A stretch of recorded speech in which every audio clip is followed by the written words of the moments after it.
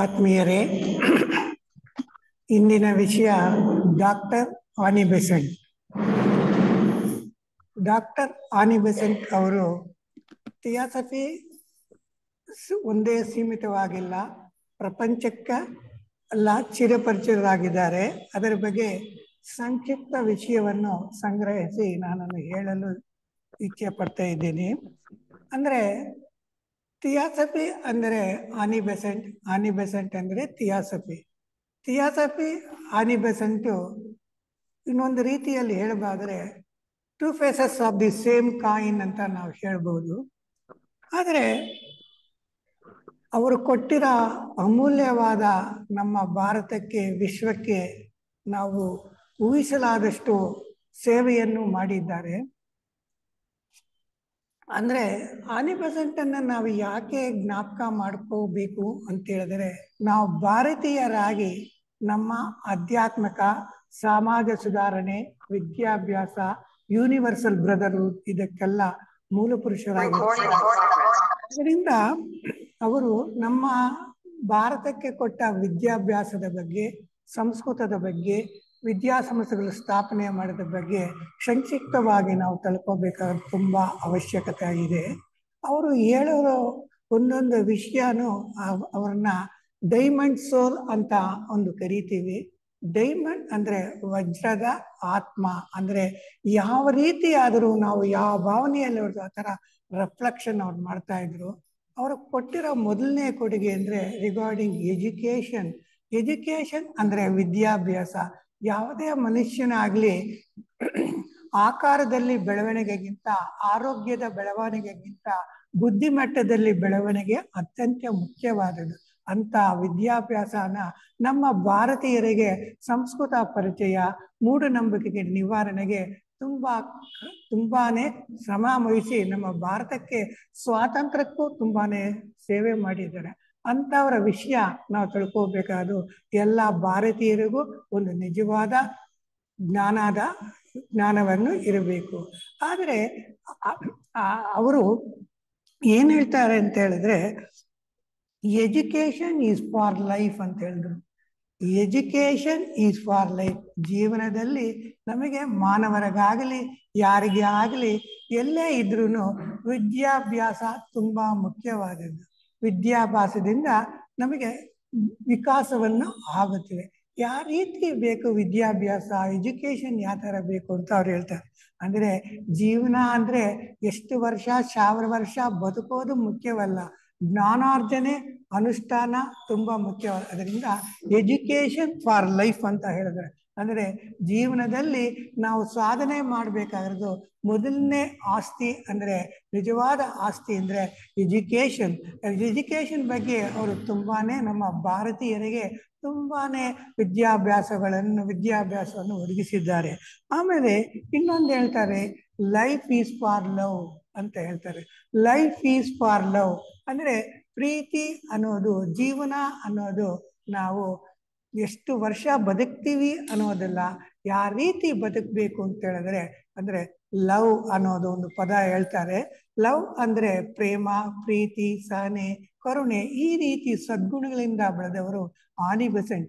Love ಅಂದರೆ ನೋಡಿ, ನಮ್ಮ ಒಂದು ಕುಟುಂಬದ ಪ್ರೀತಿ ಪ್ರೇಮ ಅಲ್ಲ, ದೇಶದ ಪ್ರೇಮ ಅಲ್ಲ, ವಿಶ್ವದ ಪ್ರೇಮವನ್ನು ಸಾರಿದವರು ಮಹಾತ್ಮರಾದ ನಮ್ಮ ಆನಿ ಬೆಸೆಂಟ್. ಅವರೇನಂತಂದ್ರೆ, ಪ್ರೀತಿ ಪ್ರೇಮ ಅನ್ನೋದು ಯಾವುದೇ ಒಂದು ಕುಟುಂಬಕ್ಕಲ್ಲ, ವಿಶ್ವಕ್ಕೆ ಸಂಬಂಧ. ಅದೊಂದೇ ಅಲ್ಲ, ಅವರಲ್ಲಿ ಪ್ರೀತಿ ಪ್ರೇಮ ಅನ್ನೋದು ಗಿಡ ಮರಗಳಲ್ಲೂ, ಪಶು ಪಕ್ಷಿಗಳಲ್ಲೂ, ಎಲ್ಲದರಲ್ಲೂ ಅವರು ಪ್ರೇಮವನ್ನು, ಚೈತನ್ಯವನ್ನು ಕಂಡ ಮಹಾಪುರುಷರು. ಆದ್ದರಿಂದ ಆನಿ ಬೆಸೆಂಟು ಅವರ ಒಂದೊಂದು ಹೆಜ್ಜೆಯು, ಒಂದೊಂದು ಇದು ನಮಗೆ ಒಂದು ಮಾರ್ಗಸೂಚಿಯಾಗಿದೆ. ಇದನ್ನೆಂದರೆ ವಿದ್ಯಾಭ್ಯಾಸದ ಬಗ್ಗೆ ತುಂಬಾನೇ ನಮ್ಮ ಸಂಸ್ಕೃತ ಭಾಷೆಯನ್ನು, ಸಂಸ್ಕೃತವನ್ನು ಕಲಿತು ನಮ್ಮ ಸಂಸ್ಕೃತ ಭಾಷೆಯಲ್ಲಿ ಕಠಿಣವಾದ ಪದಗಳು, ಮೂಢಾಚಾರದ ವಿರುದ್ಧ ಹೋರಾಡಿ ನಮ್ಮ ಸಂಪ್ರದಾಯದ ಬಗ್ಗೆ ಸಂಕ್ಷಿಪ್ತವಾಗಿ ವೈಜ್ಞಾನಿಕವಾಗಿ ವಿವರಣೆ ಕೊಟ್ಟದವರು ಅವಂತ ಆನಿ ಬೆಸೆಂಟ್. ಅದೊಂದೇ ಅಲ್ಲ, ಅವರು ಅಕ್ಟೋಬರ್ 1ನೇ ತಾರೀಕು ಜನ್ಮವನ್ನು ತಿಳಿದರು. ನೋಡಿ, ಅಕ್ಟೋಬರ್ 2ನೇ ತಾರೀಕು ಮಹಾತ್ಮ ಗಾಂಧಿ ಹುಟ್ಟಿದ, ಅದಕ್ಕೆ ಮುಂಚೆನೆ ಅವರು ಒಂದು ದಿನ ಮುಂಚಿತವಾಗಿ ನಮ್ಮ ಭಾರತಕ್ಕೆ ಸ್ವಾತಂತ್ರ್ಯ, ಸಂಸ್ಕಾರ, ಸಮಾಜ ಸುಧಾರಣೆಗೆ ಮಾಡಿದ ತುಂಬಾ ಮಹನೀಯರು ಅಂತ ಅವ್ರನ್ನ ನಾವು ನೆನೆಸ್ಕೊಳ್ಳೋದು ನಮ್ಮ ಧರ್ಮ. ಆದ್ರಿಂದ ಇವಾಗ ಏನ್ ಹೇಳಿದ್ರಿ, education is for life, life is for love ಅಂತಾರೆ. ಇನ್ನೊಂದು ಸ್ಟಾರ್ ಏನ್ ಹೇಳ್ತಾರೆ ಅಂದ್ರೆ love is for humanity. Love ಅಂದ್ರೆ ಪ್ರೀತಿ, ಪ್ರೇಮ ಅಂತ ಹೇಳ್ತಾರೆ. ಆದರೆ ನಿಜವಾದ ಪ್ರೇಮ ಅಂದ್ರೆ ಮಾನವೀಯತೆ. ಮಾನವೀಯತೆ ಅಂದ್ರೆ ಏನು? ಮಾನವೀಯತೆ ಅಂದ್ರೆ ದೈವಿ ಗುಣಗಳು ಇರಬೇಕು. ದೈವಿ ಗುಣಗಳು ಅಂದ್ರೆ ದಯೆ, ಕರುಣೆ, ಅನುಕಂಪ, ಪ್ರೇಮ, ಸೇವೆ. ಇದಕ್ಕೆ ನಮ್ಮ ಪ್ರೀತಿ ಪ್ರೇಮ ಬಂದು ಸ್ವಾರ್ಥದಿಂದ ಇರಬಾರದು, ನಿಸ್ವಾರ್ಥದಿಂದ ಇರಬೇಕು. ಅದರಿಂದ ಲವ್ ಈಸ್ ಫಾರ್ ಹ್ಯುಮ್ಯಾನಿಟಿ ಅಂದ್ರೆ ಮಾನವೀಯತೆಗೆ ಎಲ್ಲರಿಗೂ ನಾವು ಸಹಾಯ ಮಾಡೋದು, ಅನುಕಂಪ ಮಾಡೋದು ಇರಬೇಕು ಅಂತ ಹೇಳ್ತಾರೆ. ಅದೊಂದು ಬಿಟ್ಟು ನೆಕ್ಸ್ಟ್ ಏನ್ ಹೇಳ್ತಾರೆ ಅಂದ್ರೆ humanity is for spirituality. Humanity is for spirituality ಅಂದ್ರೆ ಈಗಿನ ಪ್ರಪಂಚದಲ್ಲಿ ಏನಿದ್ರೆ ಜ್ಞಾನಾರ್ಜನೆ ಒಂದರಿಂದ ನಾವು ಏನನ್ನೂ ಸಾಧನೆ ಮಾಡೋಕ್ಕಲ್ಲ. ಜ್ಞಾನಾರ್ಜನೆಯಿಂದ ಆರ್ಥಿಕತೆ, ಅನುಕೂಲಗಳು ಇವೆಲ್ಲ ನಾವು ಅನುಕೂಲ ಆದರೆ ಮನಸ್ಸಿನ ನೆಮ್ಮದಿ, ಶಾಂತಿ ಇವೆಲ್ಲ ತುಂಬಾ ದೂರವಾಗಿದೆ. ಜ್ಞಾನಾರ್ಜನೆ ಒಂದೇ ಇಲ್ಲ. ಇದಕ್ಕೆ ಮೂಲ ಕಾರಣ ಸ್ಪಿರಿಚುಯಾಲಿಟಿ ಅಂತ ಹೇಳ್ತಾರೆ. ಅಂದ್ರೆ ಹ್ಯುಮ್ಯಾನಿಟಿ ಈಸ್ ಫಾರ್ ಸ್ಪಿರಿಚುಯಾಲಿಟಿ ಅಂದ್ರೆ ಮಾನವೀಯತೆಯ ಜೊತೆಗೆ ನಮ್ಮ ಆಧ್ಯಾತ್ಮಿಕ ಜೀವನ ತುಂಬಾ ಮುಖ್ಯವಾದದ್ದು. ನೋಡಿ, ಈಗಿನ ಕಾಲದಲ್ಲಿ ಮೆಟೀರಿಯಲ್ ಥಿಂಗ್ಸ್ ಅಂತ ಹೇಳ್ತೀವಿ, ಅಂದ್ರೆ ಮನುಷ್ಯನ ಆಕರ್ಷಣೆ, ವಸ್ತುಗಳ ವೈಭವಗಳಿಂದ ಜೀವನ ಕೊಡುತ್ತೆ. ಆದರೆ ಮನಃಶಾಂತಿ ಇಲ್ಲ. ಆದ್ದರಿಂದ ಸಮರಸತೆ ಇಲ್ಲ, ದ್ವೇಷ, ಅಸೂಯೆ ಇದರಿಂದ. ಆದ್ದರಿಂದ ನಮ್ಮ ಜೀವನದಲ್ಲಿ ವಿದ್ಯಾಭ್ಯಾಸ ಬೇಕು. ವಿದ್ಯಾಭ್ಯಾಸದಿಂದ ನಮ್ಮಲ್ಲಿ ಪ್ರೇಮ ಅನ್ನೋದು ಪ್ರೇಮವನ್ನು ನಾವು ಪಡೆಯಬೇಕು. ಪ್ರೇಮದಿಂದ ಮಾನವೀಯತೆ ಕಲಿತು ಮಾನವತೆಯಿಂದ ಅಧ್ಯಾತ್ಮದ ಕಡೆಗೆ ಅಂದ್ರೆ ಸ್ಪಿರಿಚುಯಾಲಿಟಿ ಅನ್ನೋದು ತುಂಬಾ ಮುಖ್ಯವಾದದ್ದು. Spirituality is for the world ಅಂದ್ರೆ ಈ ಸ್ಪಿರಿಚುಯಾಲಿಟಿ, ಆಧ್ಯಾತ್ಮಿಕತೆ ಯಾರಿಗೆ ಬೇಕು? ಒಬ್ಬರಿಗೆ ಅಲ್ಲ, ಪ್ರಪಂಚಕ್ಕೆಲ್ಲ ಬೇಕು.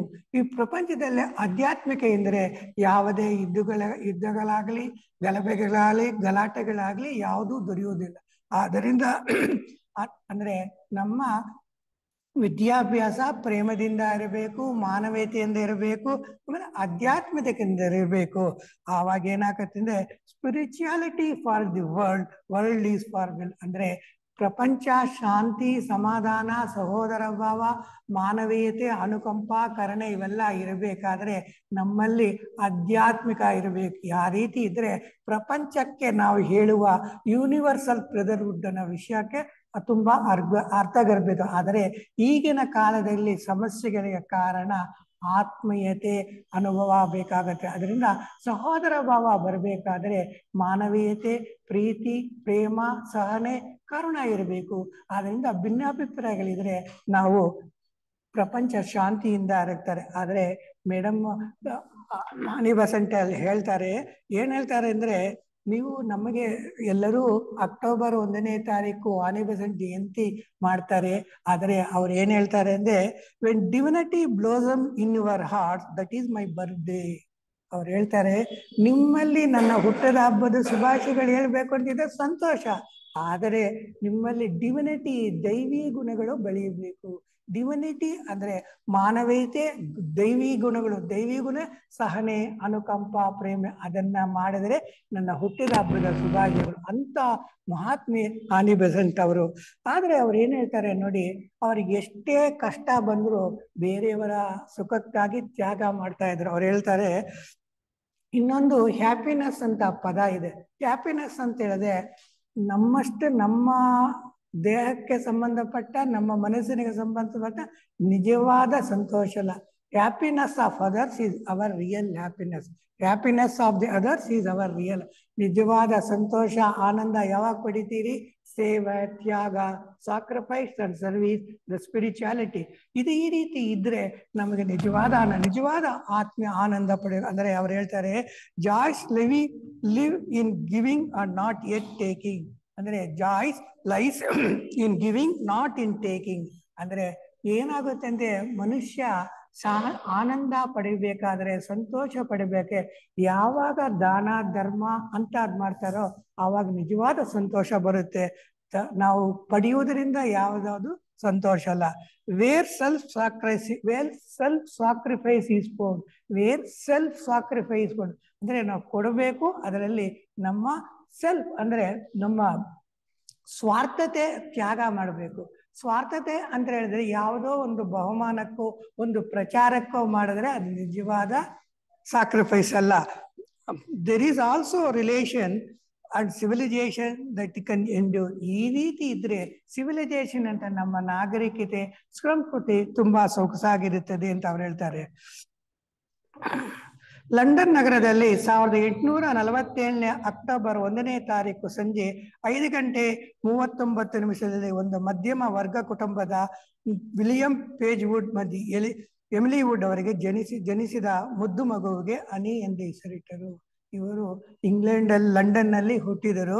1847ನೇ ತಾರೀಕು ವಿಲಿಯಂ ಪೇಜ್ವುಡ್ ಅಂಡ್ ಎಮಿಲಿ ವುಡ್ ಅಂತ ಒಂದು ಮಿಡಲ್ ಕ್ಲಾಸ್ ಫ್ಯಾಮಿಲಿ ಹುಡ್ತಾರೆ.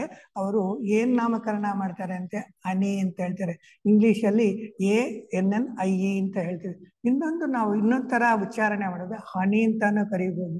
HONEY ಹನಿ ಅಂದ್ರೆ ಹನಿ ಅಂಡ್ ಹನಿ. ನೋಡಿ ಯಾವ ರೀತಿ ರೈಮಿಂಗ್ ವರ್ಡ್ಸ್ ಅಂತ ನಾವು ಹೇಳ್ತೀವಿ.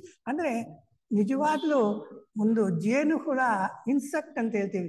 ಪ್ರಕೃತಿಯ ಎಲ್ಲಾ ಹೂಗಳನ್ನು ಮಕರಂದವನ್ನು ಸೇಕರಣೆ ಮಾಡಿ ಆರೋಗ್ಯಕರವಾದ ಒಂದು ಜೇನುತುಪ್ಪವನ್ನು ನಮಗೆ ಕೊಡುತ್ತೆ. ಆರೋಗ್ಯಕ್ಕಾಗಿ, ಇಮ್ಯುನಿಟಿಗಾಗಿ.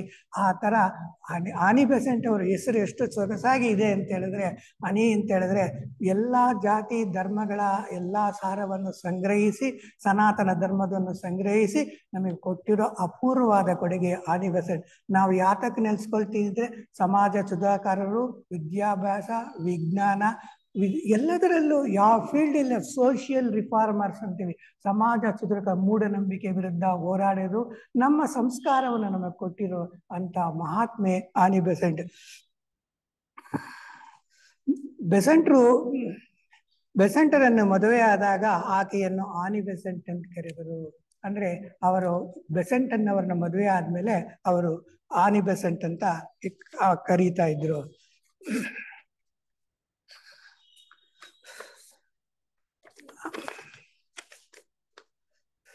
ಅಂದ್ರೆ ನಾವು ಆವಾಗಲೇ ಡೈಮಂಡ್ ಸೋಲ್ ಅನ್ನೋ ಪದನ ಹೇಳಿದ್ರು.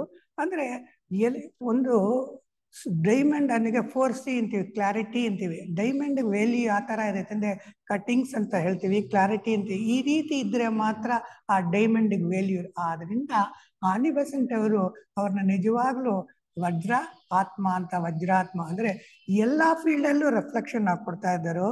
Political, educational, religious and philosophical. ಇಲ್ಲಿ ರಾಜಕೀಯವಾಗಲಿ, ಸಮಾಜದಲ್ಲಾಗಲಿ, ವಿದ್ಯಾಭ್ಯಾಸವಾಗಲಿ, ಮತೀಯವಾಗಿ ಎಲ್ಲಾ ಫೀಲ್ಡ್ ಅಲ್ಲೂ ನಮಗೆ ತುಂಬಾನೇ ಸಹಾಯ ಮಾಡಿದ್ದಾರೆ. ಅಂದ್ರೆ ಅವರು ಕೆಲವರು ಕೇಳ್ತಾರೆ, ಅವರು ಮೇಡಮ್ ಆನಿ ಬೆಸೆಂಟ್ ಹೇಳ್ತಾರೆ, ಅಂದ್ರೆ ಇವಾಗ ಏನಾಗಿದೆ ಅಂದ್ರೆ ನಮ್ಮ ಜೀವನದಲ್ಲಿ purpose and goal of life ಅಂತ, ಜೀವನ ಉದ್ದೇಶ ಇಲ್ಲ, ಜೀವನ ಗುರಿ ಇಲ್ಲ. ಏನು ಅಂದ್ರೆ ನಾವು ಏನಾಗ್ಬಿಟ್ಟಿದ್ದೀವಿ ಅಂದ್ರೆ there is no difference between the animal kingdom and human kingdom. ಅಂದ್ರೆ ಏನಾಗುತ್ತೆ, ಅನಿಮಲ್ ಕಿಂಗ್ಡಮ್ ಏನ್ ಮಾಡುತ್ತೆ, ಊಟ ಮಾಡುತ್ತೆ, ತಿಂಡಿ ಮಾಡುತ್ತೆ, ಸಂಸಾರ ಮಾಡುತ್ತೆ, ಮಕ್ಕಳನ್ನ ಎರೆಯುತ್ತೆ, ನಿದ್ದೆ ಹೋಗುತ್ತೆ. ದಟ್ ಈಸ್ ದಿ ಅಷ್ಟೇ. ನನ್ನ ಮನುಷ್ಯನಿಗೂ ನಮಗೂ ವ್ಯತ್ಯಾಸ. ಅದರಿಂದ ಹೇಳ್ತಾರೆ, ಅವ್ರು ಹೇಳುತ್ತಾರೆ ನಮ್ಮಲ್ಲಿ ಡಿಸ್ಕ್ರಿಮಿನೇಷನ್ ಅಂಡ್ ವಿಸ್ಡಮ್ ಅಂತ ಇದೆ, ಅದನ್ನ ನಾವು ತಿಳ್ಕೊಬೇಕು. ಅವ್ರು ಹೇಳ್ತಾರೆ Annie Besant, the purpose of the society to reduce the misery and the poverty of the world. ಹೇಳ್ತಾರೆ purpose of the Theosophical Society. ನಮ್ಮ ಥಿಯೋಸಾಫಿಕಲ್ ಸೊಸೈಟಿ ಉದ್ದೇಶ ಏನಂದ್ರೆ ಟು ರೆಡ್ಯೂಸ್ ದಿ ಮಿಸರಿ. ಪ್ರಪಂಚದಲ್ಲಿ ನಿಜವಾಗಲೂ ಸುಖ ಇದೆಯಾ? ಎಲ್ಲಾ ದೇಶದಲ್ಲೂ ಸುಭಿಕ್ಷವಾಗಿದ್ದಾರಾ? ದುಃಖದಿಂದ ಯಾರೂ ಇಲ್ವಾ? ಅಂದ್ರೆ ನಿಜವಾದ ಸುಖ ಯಾವುದು, ನಿಜವಾದ ದುಃಖ ಯಾವುದು, ಬಡತನ ಯಾಕೆ, ಇದರ ಬಗ್ಗೆ ನಾವು ಯೋಚನೆ ಮಾಡಿದ್ರೆ ನಮ್ಮ ಥಿಯಾಸಫಿಕಲ್ ಸೊಸೈಟಿ ಉದ್ದೇಶ to reduce the misery and poverty of the world. ಯಾರು ಬೇರೊಬ್ಬವರ ದುಃಖವನ್ನು ಕಷ್ಟವನ್ನು ನಿವಾರಣೆ ಮಾಡೋದೇ ನಮ್ಮ ಇತಿಹಾಸ. ಆ ರೀತಿ ಈ ಮಹಾತ್ಮೆ ನಮಗೆಲ್ಲರಿಗೂ ಕೊಟ್ಟಿದ್ದಾರೆ. ಅವರು ಇನ್ನೊಂದೇನು ಹೇಳ್ತಾರೆ, ನಾವು ನಮ್ಮ ಭಾರತದಲ್ಲಿ ಹುಟ್ಟದೇ ಇದ್ರು ಭಾರತೀಯರಿಗಿಂತ ಹೆಚ್ಚು ನಮ್ಮ ಸಂಸ್ಕಾರ ಗ್ರಂಥಗಳನ್ನ ಅಧ್ಯಯನ ಮಾಡಿದ್ದಾರೆ. ಅವ್ರು ಮಾಡಿರೋದು ಸೇವೆ ನಾವು ಮರೆಯಲಾರದು. ನೋಡಿ, ಅವರಿಗೆ ಇನ್ನೊಂದು ಹೆಸರು ಹೇಳ್ತಾರಂತೆ, ಶ್ವೇತ ಸರಸ್ವತಿ ಅಂತ ಹೇಳ್ತಾರೆ. ನೋಡಿ, ಸರಸ್ವತಿ ಅಂದ್ರೆ ವಿದ್ಯಾ ದೇವತೆ, ಅಂದ್ರೆ ಶ್ವೇತ ಅಂದ್ರೆ ವೈಟ್ನೆಸ್, ಅಂದ್ರೆ ಅವ್ರು ಯಾವ ರೀತಿ ಅಂದ್ರೆ ವೈಟ್ ಡ್ರೆಸ್ ಅಲ್ಲಿ ಇರ್ತಾ ಇದ್ರು, ಅವ್ರನ್ನ ಶ್ವೇತ ಸರಸ್ವತಿ. ಇವಾಗ ಏನಾಗುತ್ತೆ ಅಂದ್ರೆ ಈ ಪ್ರಪಂಚದಲ್ಲಿ ನಾವು ಏನ್ ಮಾಡ್ತಾ ಇದ್ದೀವಿ ಅಂದ್ರೆ ಆರ್ಥಿಕತೆಯನ್ನು ಯಾರು ಚೆನ್ನಾಗಿ ಸಂಪಾದನೆ ಮಾಡ್ತಾರೋ ಅವರಿಗೆ ಅರ್ಹತೆ, ಗೌರವ ಎಲ್ಲವೂ ಸಿಗುತ್ತೆ. ಆದರೆ ನಿಜವಾಗ್ಲೂ ಆನಿ ಬೆಸೆಂಟ್ ಅವರು ಸೇವೆ ಮಾಡಿದ್ದು ಅಪೂರ್ವವಾದದ್ದು. ಅವರ ಮನೆಗೆ ಶಾಂತಿ ಕುಂಜ ಅಂತ ಹೆಸರಿಟ್ಟಿರ್ತಾರೆ. ನೋಡಿ, ಪ್ರಪಂಚದಲ್ಲಿ ಮನುಷ್ಯನಿಗೆ ಗಳಿಸಬೇಕಾಗಿರೋದು ಒಂದೇ ಆಸ್ತಿ ಅಂದ್ರೆ ಪ್ರಸನ್ನತೆ, ಶಾಂತಿ, ಸಮಾಧಾನ. ಇವಾಗ ಏನಾಗಿದೆ ಅಂದ್ರೆ ಈ ಪ್ರಪಂಚದಲ್ಲಿ ರೆಸ್ಟ್ಲೆಸ್ನೆಸ್ ಅಂದ್ರೆ ನಿಜವಾದ ಶಾಂತಿ, ಸಮಾಧಾನ ಇಲ್ಲ. ಯಾಕೆ ಈ ರೀತಿ ಕೊರತೆ ಇದೆ? ಇದನ್ನ ನಿವಾರಿಸಬೇಕಾದ್ರೆ ಸ್ಪಿರಿಚುಯಾಲಿಟಿ ಅಧ್ಯಾತ್ಮದಲ್ಲಿ ಇರಬೇಕು. ಅದನ್ನ ಬ್ಲಾವರ್ಸಿಕನ್ನು ಕೊಟ್ಟಿದ್ದಾರೆ. ಅವ್ರು ಏನ್ ಮಾಡ್ತಾರೆ, ಶಾಂತಿ ಕುಂಜ ಅವ್ರ ಪಕ್ಕದಲ್ಲಿ ನೋಡಿ ಒಂದು ಹಾಳು ಬಿದ್ದ ಶಿವ ದೇವಸ್ಥಾನ ಇರುತ್ತೆ. ಅದು ತಮ್ಮ ಖರ್ಚಿನಲ್ಲಿ ಪುನರುತ್ಥಾನ ಮಾಡ್ತಾರೆ, ಅಂತ ಸೇವೆಯನ್ನು ಮಾಡ್ತಾರೆ. ಆದ್ರೆ ಇನ್ನೊಂದು ಏನಾಗುತ್ತೆ ಅಂದ್ರೆ, ಒಂದು ಧರ್ಮ ಅಂತ ಹೇಳಿದ್ರೆ ಅದಕ್ಕೆ ಗ್ರಂಥಗಳ ಆಧಾರ ಇರಬೇಕಾಗುತ್ತೆ. ಆದ್ರೆ ನೋಡಿ, ಬೈಬಲ್ ಅನ್ನೋದು ಕ್ರಿಶ್ಚಿಯಾನಿಟಿಗೆ, ಕುರಾನ್ ಅನ್ನೋದು ಮೊಹಮ್ಮದ್, ಆ ರೀತಿ ಧರ್ಮಗ್ರಂಥ ಅನ್ನೋದು ಇವರು ಸಿಖ್ಖರಿಗಿದೆ. ನಮ್ಮ ಹಿಂದೂ ಧರ್ಮಕ್ಕೆ ಶ್ರೇಷ್ಠವಾದ ಗ್ರಂಥಗಳು ವೇದಗಳು, ರಾಮಾಯಣ, ಮಹಾಭಾರತ. ಇಂಥ ಗ್ರಂಥಗಳನ್ನು ಸಂಸ್ಕೃತವನ್ನು ಕಲಿತು ಇಂಗ್ಲಿಷ್ನಲ್ಲಿ ಪ್ರಚರಣೆ ಮಾಡಿದರು.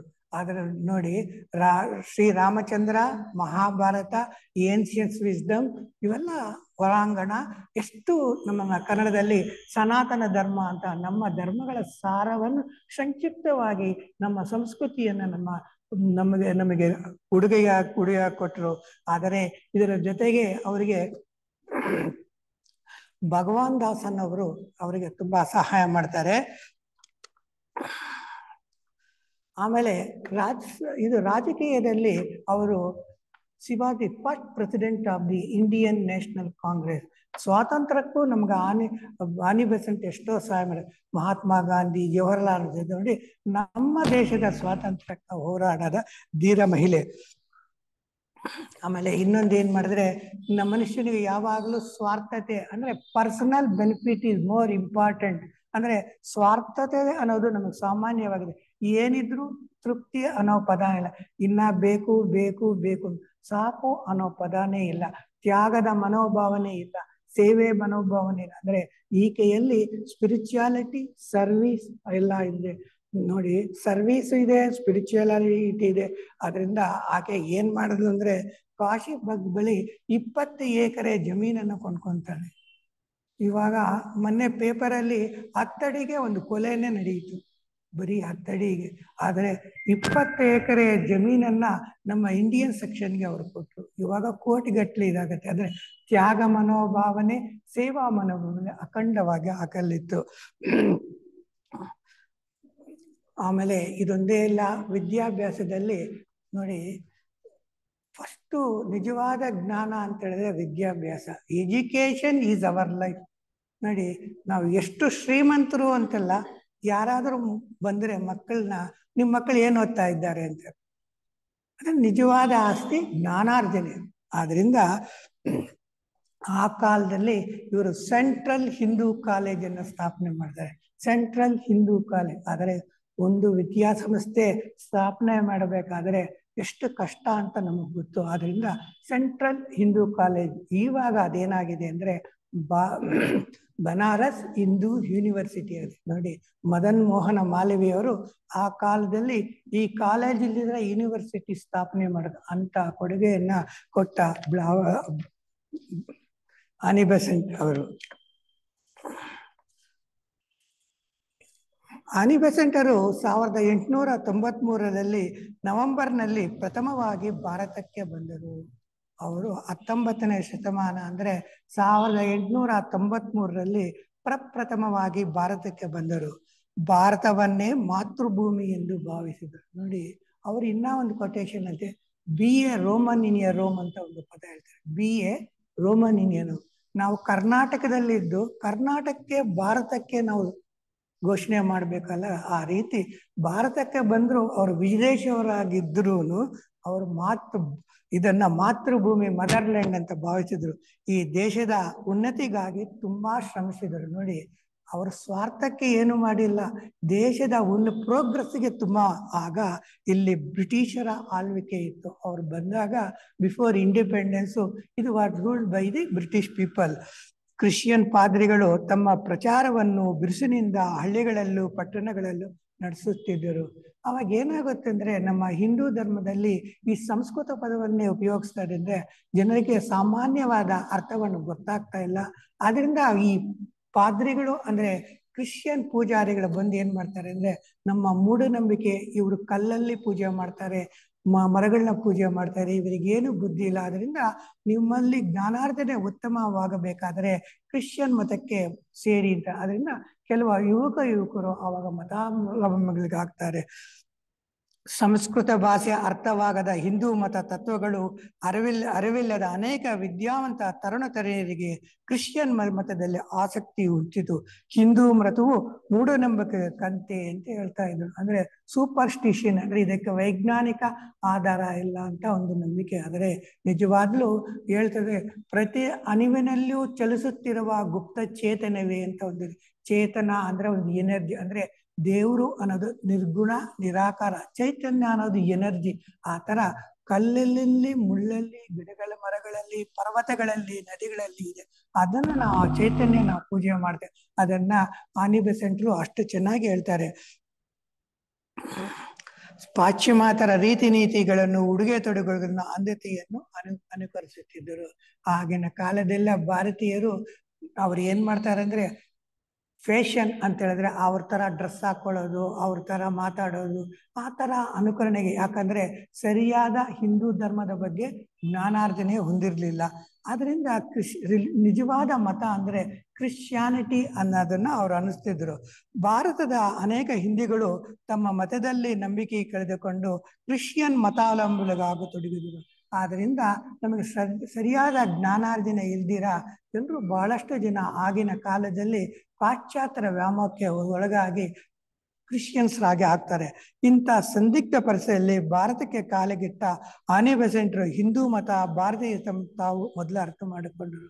ಅಂತ ಕಷ್ಟ ಕಾಲದಲ್ಲಿ ನಮ್ಮ ಹಿಂದೂ ಧರ್ಮ ಇದ್ದಾಗ ನೋಡಿ, ಒಂದು ವಿಷಯನ ಅರ್ಥಗರ್ಭಿತವಾಗಿ ಅನುಷ್ಠಾನ ಮಾಡಿ ಹಿಂದೂ ಧರ್ಮದವನ್ನು ಸರಿಯಾದ ರೀತಿಯಲ್ಲಿ ಸಂಸ್ಕಾರವನ್ನು ಆನಿ ಬೆಸೆಂಟ್ ಅರ್ಥ ಮಾಡಿಕೊಂಡು, ಅನಂತರ ಅವರ ಹಿರಿಮೆಯನ್ನು ಅಂದ್ರೆ ಒಂದೊಂದು ನಮ್ಮ ಆಚರಣೆಗಳು, ಭಾವನೆಗಳನ್ನ, ಅದರ ಹಿರಿಮೆಯನ್ನು ಭಾಷಣಗಳ ಮೂಲಕ ಭಾರತದಲ್ಲೂ ಅಂದ್ರೆ ನಮ್ಮ ಹಿಂದೂ ಧರ್ಮ, ಸನಾತನ ಧರ್ಮದ ವಿಷಯಗಳನ್ನು ನಮ್ಮ ಭಾರತವಲ್ಲ ವಿದೇಶದಲ್ಲೂ ಸಾರಿದರು. ಸಂಸ್ಕೃತ ಭಾಷೆಯನ್ನು ಕಲಿತು ನೋಡಿ, ನಮಗೆ ನಿಜವಾದ ದೇವನಾಗರಿ ಲಿಪಿ ಅಂತೀವಿ, ಅಂದ್ರೆ ದೇವರ ಭಾಷೆ ಅಂತೂ ನಾವು ಹೇಳ್ತೀವಿ. ನಾವು ನಿಜವಾಗ್ಲೂ ಸಂಸ್ಕೃತ ಕಲಿಬೇಕು ಅನ್ನೋದು ಎಲ್ಲರೂ ಉದ್ದೇಶ. ಆದರೆ ಏನಾಗುತ್ತೆ ನೋಡಿ, ನಮ್ಮ ಭಾರತೀಯ ಭಾಷೆಯಾದ ಸಂಸ್ಕೃತ ನಾವು ಕಲಿಯೋಕೆ ಕಷ್ಟಪಡ್ತೀವಿ. ಆದರೆ ಆನಿ ಬೆಸೆಂಟ್ರು ಸಂಸ್ಕೃತವನ್ನು ಕಲಿತು ಭಗವಾನ್ ಜೊತೆಗೂಡಿ ಭಗವದ್ಗೀತೆಯನ್ನು ನೋಡಿ, ಆಗಿನ ಕಾಲದಲ್ಲಿ ದಾಸರ ಜೊತೆಗೂಡಿ ಭಗವದ್ಗೀತೆಯನ್ನು ಸರಳ ಇಂಗ್ಲಿಷ್ ಭಾಷೆಗೆ ಅನುವಾದ ಮಾಡಿದ್ರು. ಆದರೆ ನೋಡಿ, ಭಗವದ್ಗೀತೆನ ಸಿಂಪಲ್ ಲ್ಯಾಂಗ್ವೇಜ್ ಅಲ್ಲಿ ಸಂಸ್ಕೃತ ಕಲಿತು ಒಂದು ಪದಗಳ ಅರ್ಥವನ್ನು ನಮಗೆ ಇಂಗ್ಲಿಷ್ ಅದೊಂದೇ ಅಲ್ಲ, ಅದಕ್ಕೆ ಸಬ್ಸಿಡಿ ಪ್ರೈಸ್ ಅಂತೀವಿ, ತುಂಬಾ ಕಡಿಮೆ ಬೆಲೆಯಲ್ಲಿ ಮಾರಾಟ ಮಾಡಿದರು. ಈ ಪುಸ್ತಕದ ಪ್ರತಿಗಳನ್ನು ಮುದ್ರಿಸಿ ಅತಿ ಕಡಿಮೆ ಬೆಲೆಗೆ ಮಾರಿದರು. ಉತ್ತಮ ಆದರ್ಶಗಳೊಳಗೊಂಡ ನೋಡಿ, ಆದರ್ಶ ಅಂತ ಹೇಳ್ತೀವಲ್ಲ, ಇವಾಗ ಒಂದೊಂದು ರಾಮಾಯಣ ಆಗಲಿ ಮಹಾಭಾರತಗಲಿ ಅದರಲ್ಲಿ ಸೆಂಟ್ರಲ್ ಐಡಿಯಾ ಅಂತ ಹೇಳ್ತೀವಿ, ಅದರಲ್ಲಿ ಮೂಲ ತತ್ವ ಏನ್ ತಿಳ್ಕೋಬೇಕು ಅಂತ. ಭಗವದ್ಗೀತೆ ಒಂದೇ ಅಲ್ಲ, ರಾಮಾಯಣ, ಮಹಾಭಾರತ, ಏನ್ಷಿಯಂಟ್ ವಿಸ್ಡಮ್, ಸನಾತನ ಧರ್ಮ, ಇಷ್ಟು ಪುಸ್ತಕಗಳನ್ನ ಸಂಸ್ಕೃತ ಕಲಿತು ಇಂಗ್ಲಿಷಲ್ಲಿ ತರ್ಜುಮೆ ಮಾಡಿದರು.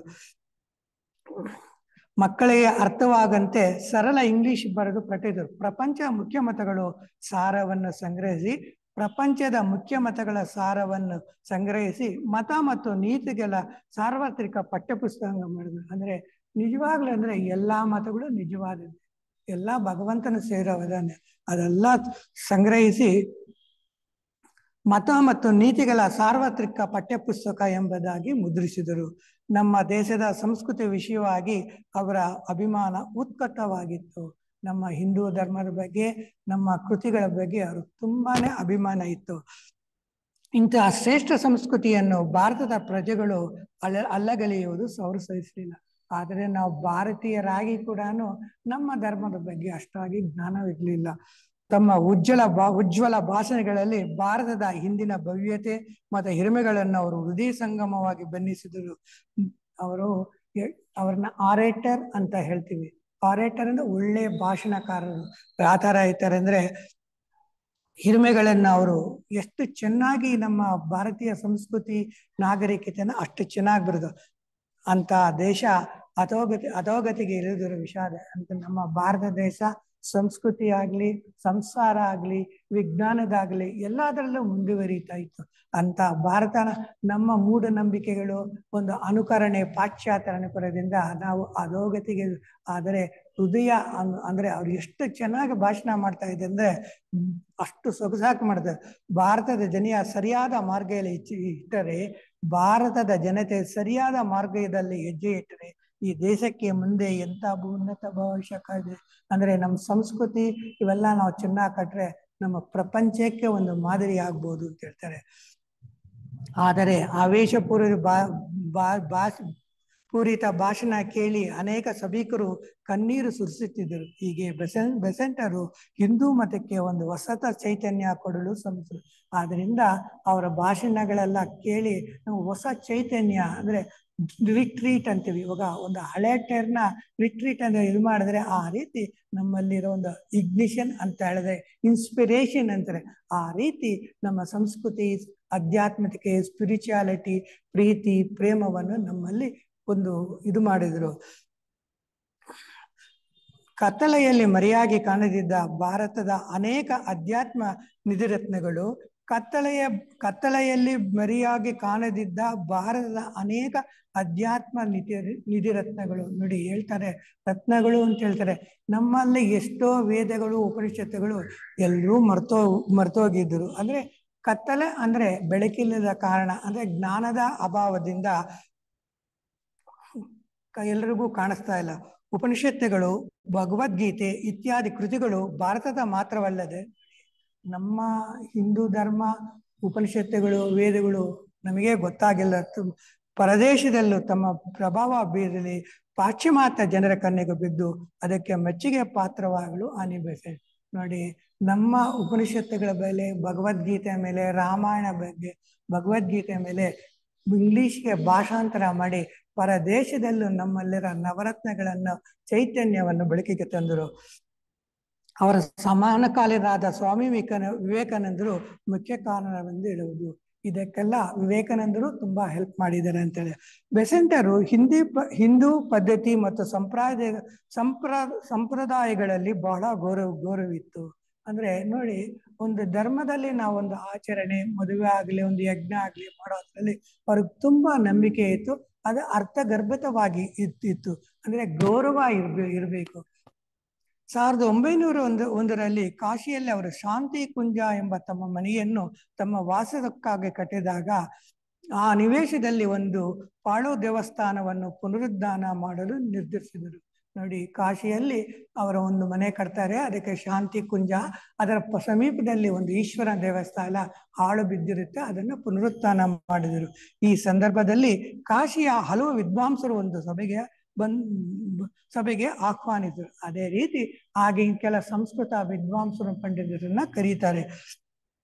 ಅತಿಥಿಗಳು ಬೆಸೆಂಟರ ಸ್ವಾಗತಿಗೆ ಪಂಡಿತರ ಗಂಗಾಧರ ಶಾಸ್ತ್ರಿ ಅಲ್ಲಿಗೆ ಆಗಮಿಸಿದರು. ಅಲ್ಲಿ ಗಂಗಾಧರ ಶಾಸ್ತ್ರಿ ಅಂತ ಒಬ್ಬ ಪಂಡಿತರ ಬರ್ತಾರೆ, ಹೇಳ್ತಾರೆ, ಬೆಸೆಂಟರನ್ನು ನೋಡಿ ಶ್ವೇತ ಸರಸ್ವತಿ ಎಂದು ಉದ್ಗರಿಸಿದರು. ನೋಡಿ, ಆರ ಅಂತ ಹೇಳ್ತೀವಿ, ಒಂದು ಪ್ರಕಾಶ ಅಂತೀವಿ. ಒಂದೊಂದು ಇದರಲ್ಲಿ ಒಂದೊಂದು ಥರ ತೇಜಸ್ಸು ಇರುತ್ತೆ. ಆ ತೇಜಸ್ಸು ಆಧ್ಯಾತ್ಮಿಕ ತೇಜಸ್ಸು. ಅವ್ರು ನೋಡಿ ಆ ಪಂಡಿತ ಗಂಗಾಧರ ಶಾಸ್ತ್ರಿನ ಆಕೆಯನ್ನ ಶ್ವೇತ ಸರಸ್ವತಿ ಅಂತ ಕರೀತಾರೆ. ಶ್ವೇತ ಅಂದ್ರೆ ವೈಟ್ ಅಂತ ಹೇಳ್ತೀವಿ.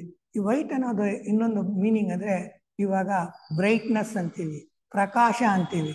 ಅಂದ್ರೆ ನಿಜವಾದ ಸೂರ್ಯನ ಬೆಳಕು ಏನಂತೀವಿ? ಬಿಳುಪು ಅಂತೀವಿ, ಬಿಳುಪು ಅಂತ ಹೇಳ್ತೀವಿ. ಆದರೆ ನಿಜವಾದ ಸೂರ್ಯನ ಪ್ರಕಾಶದಲ್ಲಿ ವಿಬ್ಗಯಾರಂತೆ 7 ಬಣ್ಣಗಳಿದೆ. ಆದರೆ ಆ ಸೂರ್ಯನಿಗೆ ಬೆಳಕು ಕೊಡೋರು ಯಾರು ಅಂದ್ರೆ ಪರಮಾತ್ಮ. ಆ ಅಂದ್ರೆ ನಿಜವಾಗ್ಲೂ ಆ ಆನಿಬಸೆಂಟ್ ಹೆಂಗ್ ಕಾಣ್ತಾ ಇದ್ರೆ ಪರಮಾತ್ಮನ ಪರಬ್ರಹ್ಮಣ ಒಂದು ಚೈತನ್ಯದಂತೆ ಪ್ರಕಾಶನ ಮಾಡುತ್ತೆ. ಅದಕ್ಕೆ ನಾವು ಒಂದು ಪದ ಕೊಡಬೇಕಾದ್ರೆ ಶ್ವೇತ ಸರಸ್ವತಿ ಅಂತ ಹೇಳ್ತಾರೆ. ಬೆಸೆಂಟರು ಈ ರೀತಿಯಲ್ಲಿ ಕಾಶಿಯ ಪಂಡಿತರ ಮೆಚ್ಚುಗೆಯನ್ನು ಪಾತ್ರದರು. ಹಿಂದೂ ಮತದ ಅನೇಕ ವ್ರತಗಳು, ಹಬ್ಬಗಳು, ಉಪನಯನ, ವಿವಾಹ, ಮರಣಾನಂತರ ಸಂಸ್ಕಾರ ಅಂತರಾತ್ಮವನ್ನು ಬೆಸೆಂಟರು ಭಾಷಣ ಮೂಲಕವಾಗಿ ಲೇಖನ ಮೂಲಕ ವಿವರಿಸಿದರು. ನಮ್ಮಲ್ಲಿ ಉಪನಯನ, ಮದುವೆ ಇವೆಲ್ಲ ಸಂಸ್ಕಾರಗಳೆಲ್ಲ ಮರಣಾನಂತರ ಇರುತ್ತೆ. ಅದರ ಬಗ್ಗೆ ಸಾಕಷ್ಟು ವಿವರಣೆ ಕೊಡ್ತಾರೆ. ಅನೇಕ ಆಚಾರ ಪದ್ಧತಿಗಳ ಕಾರಣಗಳನ್ನು ತೋರಿಸಿಕೊಟ್ರು. ತಮ್ಮ ಮತಕ್ಕೆ ತಾವೇ ನಾಚಿದ್ದ ಅನೇಕ ಹಿಂದೂ ಮತೀಯರು ಹೆಮ್ಮೆಯಿಂದ ತಲೆ ಎತ್ತುವಂತೂ ಆಯಿತು. ಆದರೆ ಕೆಲವರೇನಾಗುತ್ತೆ ಅಂದ್ರೆ ಆಗಿನ ಕಾಲದಲ್ಲಿ ಹಿಂದೂ ಧರ್ಮ ಅಂತ ಹೇಳೋಕೆ ನಾಚಿಕೆ, ಆದರೆ ಅಷ್ಟು ರೀತಿ ವಿವರಣೆ ಕೊಟ್ಟು ಇದ್ ಮಾಡ್ತಾರೆ.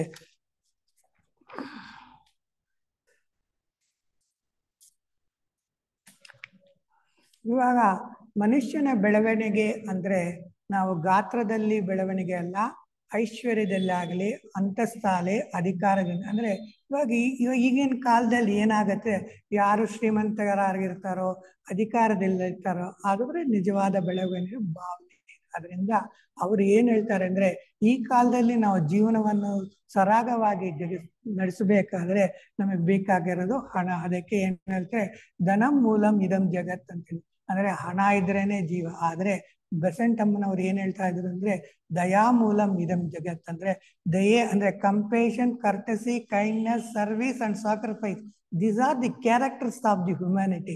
ಮಾನವೀಯತೆ ಅಂದ್ರೆ ಇದನ್ನ ಕಲಿಬೇಕು, ಇದು ದೈವಿ ಗುಣಗಳು, ಇದನ್ನ ಕಲೆಕ್ಟರ್. ಅದಕ್ಕೆ ವಸುದೈವ ಕುಟುಂಬಕಂ ಅಂತ ಹೇಳ್ತಾರೆ. ಅಂದ್ರೆ ಪ್ರಪಂಚ ಎಲ್ಲ ಒಂದೇ, ಎಲ್ಲರೂ ಸಹೋದರ ಭಾವನೆ ಇರಬೇಕು ಅಂತ ಆ ಮಾನವೀಯತೆಯನ್ನು ಹೇಳಿದವರು ಆನಿ ಬೆಸೆಂಟ್. ಅವ್ರು ನೋಡಿ ಅವ್ರಿಗೆ ಎಷ್ಟು ಇಂಪಾರ್ಟೆನ್ಸ್ ಕೊಟ್ರೆ ಅಂತ ಹೇಳಿದ್ರೆ, ಇವಾಗ ನಾವು ನಮ್ಮ ಮಕ್ಕಳನ್ನ ವಿದ್ಯಾಭ್ಯಾಸಕ್ಕೆ ಏನ್ ಕೊಡ್ತೀವಿ ಅಂದ್ರೆ ಇಂಪಾರ್ಟೆನ್ಸ್ ಫಾರ್ ದ ರ್ಯಾಂಕಿಂಗ್. ಅವರು ಫಸ್ಟ್ ರ್ಯಾಂಕಾ ಸೆಕೆಂಡ್ ರ್ಯಾಂಕಾ ಅದನ್ನ ಭಾವನೆ ಓದುತ್ತೆ. ಆದರೆ ನಿಜವಾದ ಜ್ಞಾನಾರ್ಜನೆ ಅನ್ನೋದು ಒಂದು ಮಾನವೀಯತೆ ಅನ್ನೋದು ಸಹೋದರ ಭಾವನೆ ಬೆಳೀಬೇಕು ಅಂತ ಹೇಳ್ತಾರೆ. ಮನುಷ್ಯನ ಬೆಳವಣಿಗೆ ಎಂದರೆ ಮನುಷ್ಯನ ಬುದ್ಧಿ ಬೆಳವಣಿಗೆ ಎಂದರ್ಥ. ಅಂದ್ರೆ ರಿಯಲ್ ಅಂದ್ರೆ ಬೆಳವಣಿಗೆ ಅಂದ್ರೆ ಗ್ರೋತ್ ಆಗೋದು ಬುದ್ಧಿಮಟ್ಟದ ಪ್ರಜ್ಞೆ ಬೆಳವಣಿಗೆಯೇ ನಿಜವಾದ ಪ್ರಜ್ಞೆ ಅಂತ ಹೇಳ್ತಾರೆ. ಪ್ರಾಣಿಗಳ ಮಾತ್ರ ಬೆಳವಣಿಗೆ, ದೇಹದ ಬೆಳವಣಿಗೆ ಪ್ರಾಣಿಗಳ ಮಾತ್ರ ಮಹತ್ವ ಹೊಂದಿದೆ. ಅಂದ್ರೆ ನೋಡಿ ಅವರಷ್ಟು ಜನ ದೇಹದ ಬೆಳವಣಿಗೆ ಪ್ರಾಣಿಗಳಲ್ಲಿ ಮಾತ್ರ ಮಹತ್ವ ಹೊಂದಿದೆ. ದೇಹ ಬೆಳವಣಿಗೆ ಚೆನ್ನಾಗಿ ಯಾರಿಗೆ ಇಂಪಾರ್ಟೆನ್ಸ್ ಇದೆ? Only with animal. ಏನಾಗ್ತಾರೆ, ಒಂದು ಕೋಳಿನ ಕುರಿನ ಏನ್ ಮಾಡ್ತಾರೆ, ತೂಕ ಮಾಡಿ ತಗೊಂತಾರೆ. ಆದ್ರೆ ಮನುಷ್ಯನ ಗಾತ್ರದ ಬೆಳವಣಿಗೆ ಅಲ್ಲ. ಆದ್ದರಿಂದಲೇ ಮನುಷ್ಯನ ದೇಹದ ಜೊತೆಗೆ ಬುದ್ಧಿ ಬೆಳವಣಿಗೆ ಹೆಚ್ಚು ಗಮನ. ಅಂದ್ರೆ ಬುದ್ಧಿಮಟ್ಟ ಪ್ರಜ್ಞೆ ಬೆಳಿಬೇಕು. ಇದಕ್ಕಾಗಿ ವಿದ್ಯಾಭ್ಯಾಸದ ಪದ್ಧತಿಗಳು ಪ್ರಾರಂಭವಾಗುವುದು. ಒಂದು ದೇಶದ ಭವಿಷ್ಯವು ಅಲ್ಲಿನ ಮಕ್ಕಳ ಬುದ್ಧಿಮಟ್ಟ, ಯೋಚಿಸುವ ದಾರಿಯನ್ನು ಅವಲಂಬಿಸುತ್ತಿರುತ್ತೆ. ಅಂದ್ರೆ ರಿಯಲ್ ಎಜುಕೇಶನ್ ಅಂದ್ರೆ ಏನಾಗುತ್ತೆ, ಸಮರಸತೆ ಇವೆಲ್ಲ ಇದ್ರೆ ಮಾತ್ರ ಒಂದು ಆ ದೇಶದ ಬೆಳವಣಿಗೆ. ಅಂದ್ರೆ ನಾಗರಿಕತೆ ಅಂತ ಹೇಳಿದ್ರೆ ಆಯುಧಗಳನ್ನ ಇವೆಲ್ಲ ಸಂಗ್ರಹ ಅದೇ ಮುಖ್ಯ ಅಲ್ಲ. ಅಂದ್ರೆ ಮಾನವೀಯತೆ ಅನ್ನೋದು ಭೇದ ಭಾವನೆ ಇಲ್ಲದನ್ನು ನಾವು ಕಲಿಯಬೇಕಾಗುತ್ತೆ. ವಿದ್ಯಾಭ್ಯಾಸ ಕ್ರಮದಿಂದ ಮಕ್ಕಳ ಮನಸ್ಸು ತಮಗೆ ಬೇಕಾದ ರೀತಿಯಲ್ಲಿ ಮಾರ್ಪಡಿಸಲು ಸಾಧ್ಯ. ಅಂದ್ರೆ ಎಜುಕೇಶನ್ಗೆ ಅವ್ರು ಎಷ್ಟು ಇಂಪಾರ್ಟೆಂಟ್ ಕೊಟ್ಟು ಅಂತ ಹೇಳಿದ್ರೆ, ನಿಜವಾದ ಎಜುಕೇಶನ್ ಕೊಟ್ರೆ there is a change of transformation ಅಂದ್ರೆ ಬದಲಾವಣೆ ಪರಿವರ್ತನೆ ಆಗ್ಬೇಕಾಗ್ತದೆ. ಇವಾಗ ಪತ್ವರವಾಗಿ ಮೊದಲ ಕಾಲದಲ್ಲಿ ಮಾರಲ್ ಸೈನ್ಸ್ ಅಂತ ಇರ್ತಾವು. ಇವಾಗ ನೋಡಿ ಮಹಾತ್ಮ ಗಾಂಧಿಯವರು ಜೀವನದಲ್ಲಿ ಒಂದೇ ಒಂದು ಸಾರ್ತಿ ಸುಳ್ಳು ಹೇಳ್ತಾರೆ. ಹರಿಶ್ಚಂದ್ರ ನಾಟಕವನ್ನು ನೋಡಿದಾಗ ಏನಾಗುತ್ತೆ, ನಾನು ಜನ್ಮದಲ್ಲಿ ಸುಳ್ಳಲ್ಲ. ಆ ರೀತಿ ಮಾರಲ್ ಎಜುಕೇಶನ್ ಅಂದ್ರೆ ಆಧ್ಯಾತ್ಮಿಕ ಈ ವಿಷಯಗಳನ್ನು ನಾವು ಸಂಗ್ರಹಿಸಬೇಕು. ಆವಾಗ ಏನಾಗುತ್ತೆ, ನಮ್ಮಲ್ಲಿ ನೈತಿಕತೆ ಅನ್ನೋದು, ಆದರ್ಶ ಅನ್ನೋದು ನಮ್ಮಲ್ಲಿ ಆಗುತ್ತೆ. ಈ ತತ್ವವನ್ನು ಅರಿತಿದ್ದ ಬ್ರಿಟಿಷರು ಭಾರತದಲ್ಲಿ ವಿದ್ಯಾಭ್ಯಾಸ ಕ್ರಮವನ್ನು ರೂಪಿಸುವಾಗ ಭಾರತದಲ್ಲಿ ಎಲ್ಲಾ ವಿಧದಲ್ಲಿ ಇಂಗ್ಲಿಷ್ ಅನುಕರಣೆ ಶ್ರೇಷ್ಠ ಎಂಬ ಭಾವರುವಂತೆ ಸದಾ ಕಾಲವು ಗುಲಾಮರಂತೆ ಬಾಳುವ ವಿದ್ಯಾಭ್ಯಾಸವನ್ನು ಪ್ರಚಾರಕ್ಕೆ ತಂದರು. ಆಗಿನ ಕಾಲದಲ್ಲಿ ಭಾರತೀಯರಿಗೆ ಇಂಗ್ಲಿಷ್ ಭಾಷೆಯನ್ನು ಅವರು ಇದು ಮಾಡಿದ್ರು. ಆದರೆ ಇಂಗ್ಲಿಷ್ ಭಾಷೆಯಿಂದ ಏನಾಗುತ್ತೆ ಅಂದ್ರೆ ಅವರ ನಾಗರಿಕತೆಯನ್ನೇ ಅವರು ಪ್ರಚಾರ ಮಾಡಕ್ಕೆ, ಆದರೆ ನಮ್ಮ ನಾಗರಿಕತೆ ಸಂಸ್ಕಾರವನ್ನು ತಿಳಿಯಲಿಕ್ಕೆ ಅವರು ಸಹಾಯ ಮಾಡ್ತಿರಲಿಲ್ಲ. ಭಾರತೀಯ ವಿದ್ಯಾವಂತರು ಸ್ವದೇಶ ಪ್ರೇಮ ಅಂದ್ರೆ ನಮ್ಮ ಎಜುಕೇಶನ್ ಅಂದ್ರೆ ಸ್ವದೇಶ ಪ್ರೇಮ ಅಂದ್ರೆ ಪ್ಯಾಟ್ರಿಯಸಮ್, ಸಂಸ್ಕೃತವೇ ಗೌರವ ಮೊದಲಾದ ಭಾವನೆಗಳನ್ನು ಮಾಡ್ತಿದ್ದರು. ಅವರ ಜೀವನದ ಗುರಿ ಇಂಗ್ಲಿಷ್ ಅನುಕರಣೀಯ ಆಗಿತ್ತು. ಬೆಸೆಂಟರು ಇದನ್ನು ಬದಲಾಯಿಸಲು ದೃಢ ಸಂಕಲ್ಪ ಮಾಡಿದರು. ಆಗಿನ ಕಾಲದಲ್ಲಿ ಇಂಗ್ಲಿಷ್ ಭಾಷೆ ವ್ಯಾಮೋಹ ಇತ್ತು. ಸಂಸ್ಕಾರ, ಸಂಸ್ಕೃತಿ, ನಾಗರಿಕತೆ, ಆಧ್ಯಾತ್ಮಿಕತೆ ಇವೆಲ್ಲ ವಿಕಾಸದ ಆಗದಂತೆ ಇರ್ತಾ ಇದ್ದವು. ಆದರೆ ಬೆಸೆಂಟರು ಈ ರೀತಿಯಾದ ವಿದ್ಯಾಭ್ಯಾಸವನ್ನು ಮಾರ್ಪಾಟ್ ಮಾಡಲು ಎತ್ತಿದ್ರು. ವಿದ್ಯಾಭ್ಯಾಸ ಕ್ರಮದಲ್ಲಿ ಭಾರತೀಕರಣ ಜಾರಿಗೆ ತಂದರು. ಭಾರತೀಕರಣ ಎಂದರೆ ಭಾರತೀಯ ಸಂಸ್ಕೃತಿ ಮೌಲ್ಯಗಳ ಆಧಾರದ ಮೇಲೆ ರಚಿತವಾದ ವಿದ್ಯಾ ಪದ್ಧತಿ. ಬೆಸೆಂಟರು ಭಾರತ ದೇಶ ಉನ್ನತ ಬೇಕಾದರೆ ಇಲ್ಲಿ ಅಧ್ಯಾತ್ಮ ಜೀವನ ಬಲಗೊಳ್ಳಬೇಕು ಅಂತ ಹೇಳಿದ್ರೆ, ನಿಜವಾದ ವಿಜ್ಞಾನ ಜ್ಞಾನ ಅಂತ ಹೇಳಿದ್ರೆ ಸ್ಪಿರಿಚುಯಾಲಿಟಿ ಅಂದ್ರೆ ಹ್ಯುಮ್ಯಾನಿಟಿ ಅಂದ್ರೆ ಡಿವಿನಿಟಿ, ದೈವಿ ಗುಣಗಳ ಬೆಳೆಯೋಕೆ ನಮ್ಮ ಹಿಂದೂ ಧರ್ಮದಲ್ಲಿ ನಮ್ಮ ಸಂಸ್ಕಾರ ಬೆಳೆಯೋಕೆ ತುಂಬಾ ಆದ್ಯತೆ ಕೊಟ್ಟರು. ಮಕ್ಕಳ ಮನಸ್ಸಲ್ಲಿ ಭಾರತದ ಆದರ್ಶಗಳನ್ನು ಬಿತ್ತಬೇಕು ಎಂದು ಹೊಂದಿದ್ದರು. 1898ರಲ್ಲಿ ವಾರಣಾಸಿಯಲ್ಲಿ ಸೆಂಟ್ರಲ್ ಹಿಂದೂ ಕಾಲೇಜನ್ನು ಸ್ಥಾಪಿಸಿದರು. ನೋಡಿ, ಈಗಿನ ಕಾಲದಲ್ಲೇ ಒಂದು ವಿದ್ಯಾಭ್ಯಾಸ ಸ್ಥಾಪನೆ ಬೇಕಾದ್ರೆ ತುಂಬಾ ಕಷ್ಟ ಇದೆ. ಆದರೆ 1898ರಲ್ಲಿ ಸೆಂಟ್ರಲ್ ಹಿಂದೂ ಕಾಲೇಜನ್ನ ಆನಿ ಬೆಸೆಂಟರು ಸ್ಥಾಪನೆ ಮಾಡಿದರು. ಆದರೆ ಡಾಕ್ಟರ್ ಭಗವಾನದಾಸರು, ಜ್ಞಾನೇಂದ್ರನಾಥ ಚಕ್ರವರ್ತಿ, ಡಾಕ್ಟರ್ ಅರುಂಡೇಲ್ ಮುಂತಾದವರು ಸಹ ಅರ್ಪಣಾ ಬುದ್ಧಿ, ನೋಡಿ ಒಂದು ಚಾರಿಟೇಬಲ್ ಅಂತ ಇರ್ತೀವಿ. ನೋಡಿ ಏನಾಗುತ್ತೆ ಅಂದ್ರೆ ಸಂಸ್ಕಾರ ಅಂತ ಹೇಳ್ತೀವಿ, ಸೇವೆ ಮನೋಭಾವನೆ ಅಂತ ಹೇಳ್ತೀವಿ. ಇವಾಗ ನೋಡಿ ಏನಾಗುತ್ತೆ ಅಂದ್ರೆ birds of same feather flock together ಅಂತೇಳಿ, ಒಂದೇ ರೀತಿ ರೆಕ್ಕೆಗಳೆಲ್ಲ ಹಕ್ಕಿಗಳು ಒಂದೇ ಜಾಗದಲ್ಲಿ ಸೇರುತ್ತೆ. ಕೋಳಿ ಜೊತೆ ಕೋಳಿ ಸೇರುತ್ತೆ, ಕಾಗೆ ಜೊತೆ ಕಾಗೆ ಸೇರುತ್ತೆ. ನೋಡಿ, ಬೆಸೆಂಟಮ್ಮನವರಿಗೆ ಆಗಿನ ಕಾಲದಲ್ಲಿ ವಾರಣಾಸಿಯಲ್ಲಿ ಸೆಂಟ್ರಲ್ ಹಿಂದೂ ಕಾಲೇಜ್ ಸ್ಥಾಪನೆ ಮಾಡೋಕೆ ತುಂಬಾ ಮುಖ್ಯವಾದವರು ಅಂದ್ರೆ ಭಗವಾನ್ ದಾಸರು, ಜ್ಞಾನೇಂದ್ರನಾಥ ಚಕ್ರವರ್ತಿ, ಅರುಂಡೇಲ್ ಮುಂತಾದವರು ಅರ್ಪಣಾ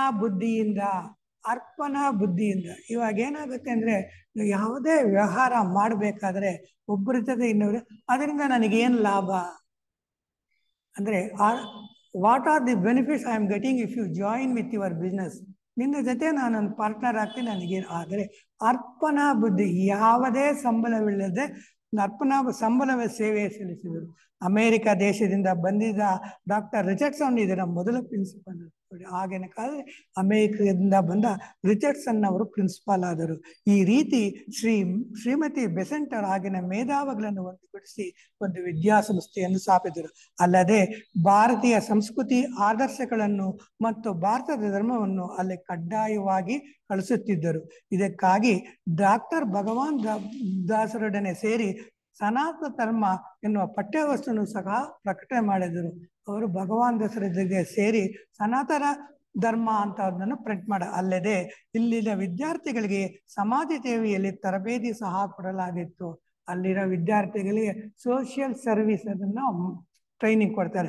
ಈ ಸಂಸ್ಥೆಗೆ ಬೆಸೆಂಟರು ತಮ್ಮ ಮನೋಧನವನ್ನು ಧಾರಾಳವಾಗಿ ಕೊಟ್ಟು, ಒಂದು ಸಂಸ್ಥೆ ನಡೆಯಬೇಕಾದ್ರೆ ಆರ್ಥಿಕತೆ ತುಂಬಾ ಮುಖ್ಯ. ಆದರೆ ಆನಿ ಬೆಸೆಂಟ್ ಅದಕ್ಕೆ ಸಹಾಯ ಮಾಡುದು. ಈ ವಿದ್ಯಾ ಸಂಸ್ಥೆಯು 1910ರಲ್ಲಿ ಮದನ ಮೋಹನ ಮಾಳವೀಯರು ಕಾಶಿ ಹಿಂದೂ ವಿಶ್ವವಿದ್ಯಾಲಯ ಬೆಳೆದರು. ಅದನ್ನ ಸೆಂಟ್ರಲ್ ಹಿಂದೂ ಕಾಲೇಜಿನ ಮದನ್ ಮೋಹನ ಮಾಳವೀಯರು ಅದನ್ನ ಬನಾರಸ್ ಹಿಂದೂ ಯೂನಿವರ್ಸಿಟಿ ಅಂತ. ಅದೇ ಇಂದು ಕಾಶಿಯಲ್ಲಿ ಪ್ರಸಿದ್ಧ ವಿಶ್ವವಿದ್ಯಾಲಯ.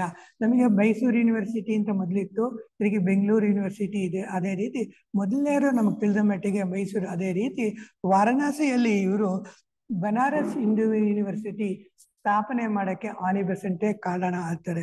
ಇದರ ಜೊತೆಯಲ್ಲಿ ಬಾಲಕಿಯರ ಶಾಲೆಯೊಂದನ್ನು ಸ್ಥಾಪಿಸಿದ್ರು. ಅದೇ ರೀತಿ ಹೆಣ್ಣು ಮಕ್ಕಳಿಗಾಗಿ ಒಂದು ಸ್ಕೂಲನ್ನು ಮಾಡ್ತಾರೆ. ಅದು ಇಂದು ಸಹ ಹೆಣ್ಣು ಮಕ್ಕಳ ಕಾಲೇಜಾಗಿ ಕಾಶಿಯಲ್ಲಿದೆ. ನೋಡಿ, ಆಗಿನ ಕಾಲದಲ್ಲಿ ಹೆಣ್ಣು ಮಕ್ಕಳಿಗೆ ಒಂದು ಕಾಲೇಜನ್ನು ಸ್ಥಾಪನೆ ಮಾಡಿದರು. ಕಾಲೇಜ್ ನ್ಯಾಷನಲ್ ಕಾಲೇಜ್ ಬೆಂಗಳೂರಿನಲ್ಲಿ ಸ್ಥಾಪಿತಕ್ಕೋದ್ರೆ ಬಂದಿದೆ. ಬೆಂಗಳೂರಿನಲ್ಲಿ ಒಂದು ಫೇಮಸ್ ಕಾಲೇಜ್ ಇದೆ. ಆ ನ್ಯಾಷನಲ್ ಕಾಲೇಜ್ ಸ್ಥಾಪನೆಗೂ ಆನಿ ಬೆಸೆಂಟ್ ಕಾರಣ ಅಂತ ಹೇಳ್ತಾರೆ. 1921ರಲ್ಲಿ ಯೂನಿವರ್ಸಿಟಿ ಆನಿ ಬೆಸೆಂಟರಿಗೆ ಡಾಕ್ಟರ್ ಆಫ್ ಆನರ್ಸ್ ಎಂದ ಪದವಿಯನ್ನು ಕೊಡ್ತಾರೆ.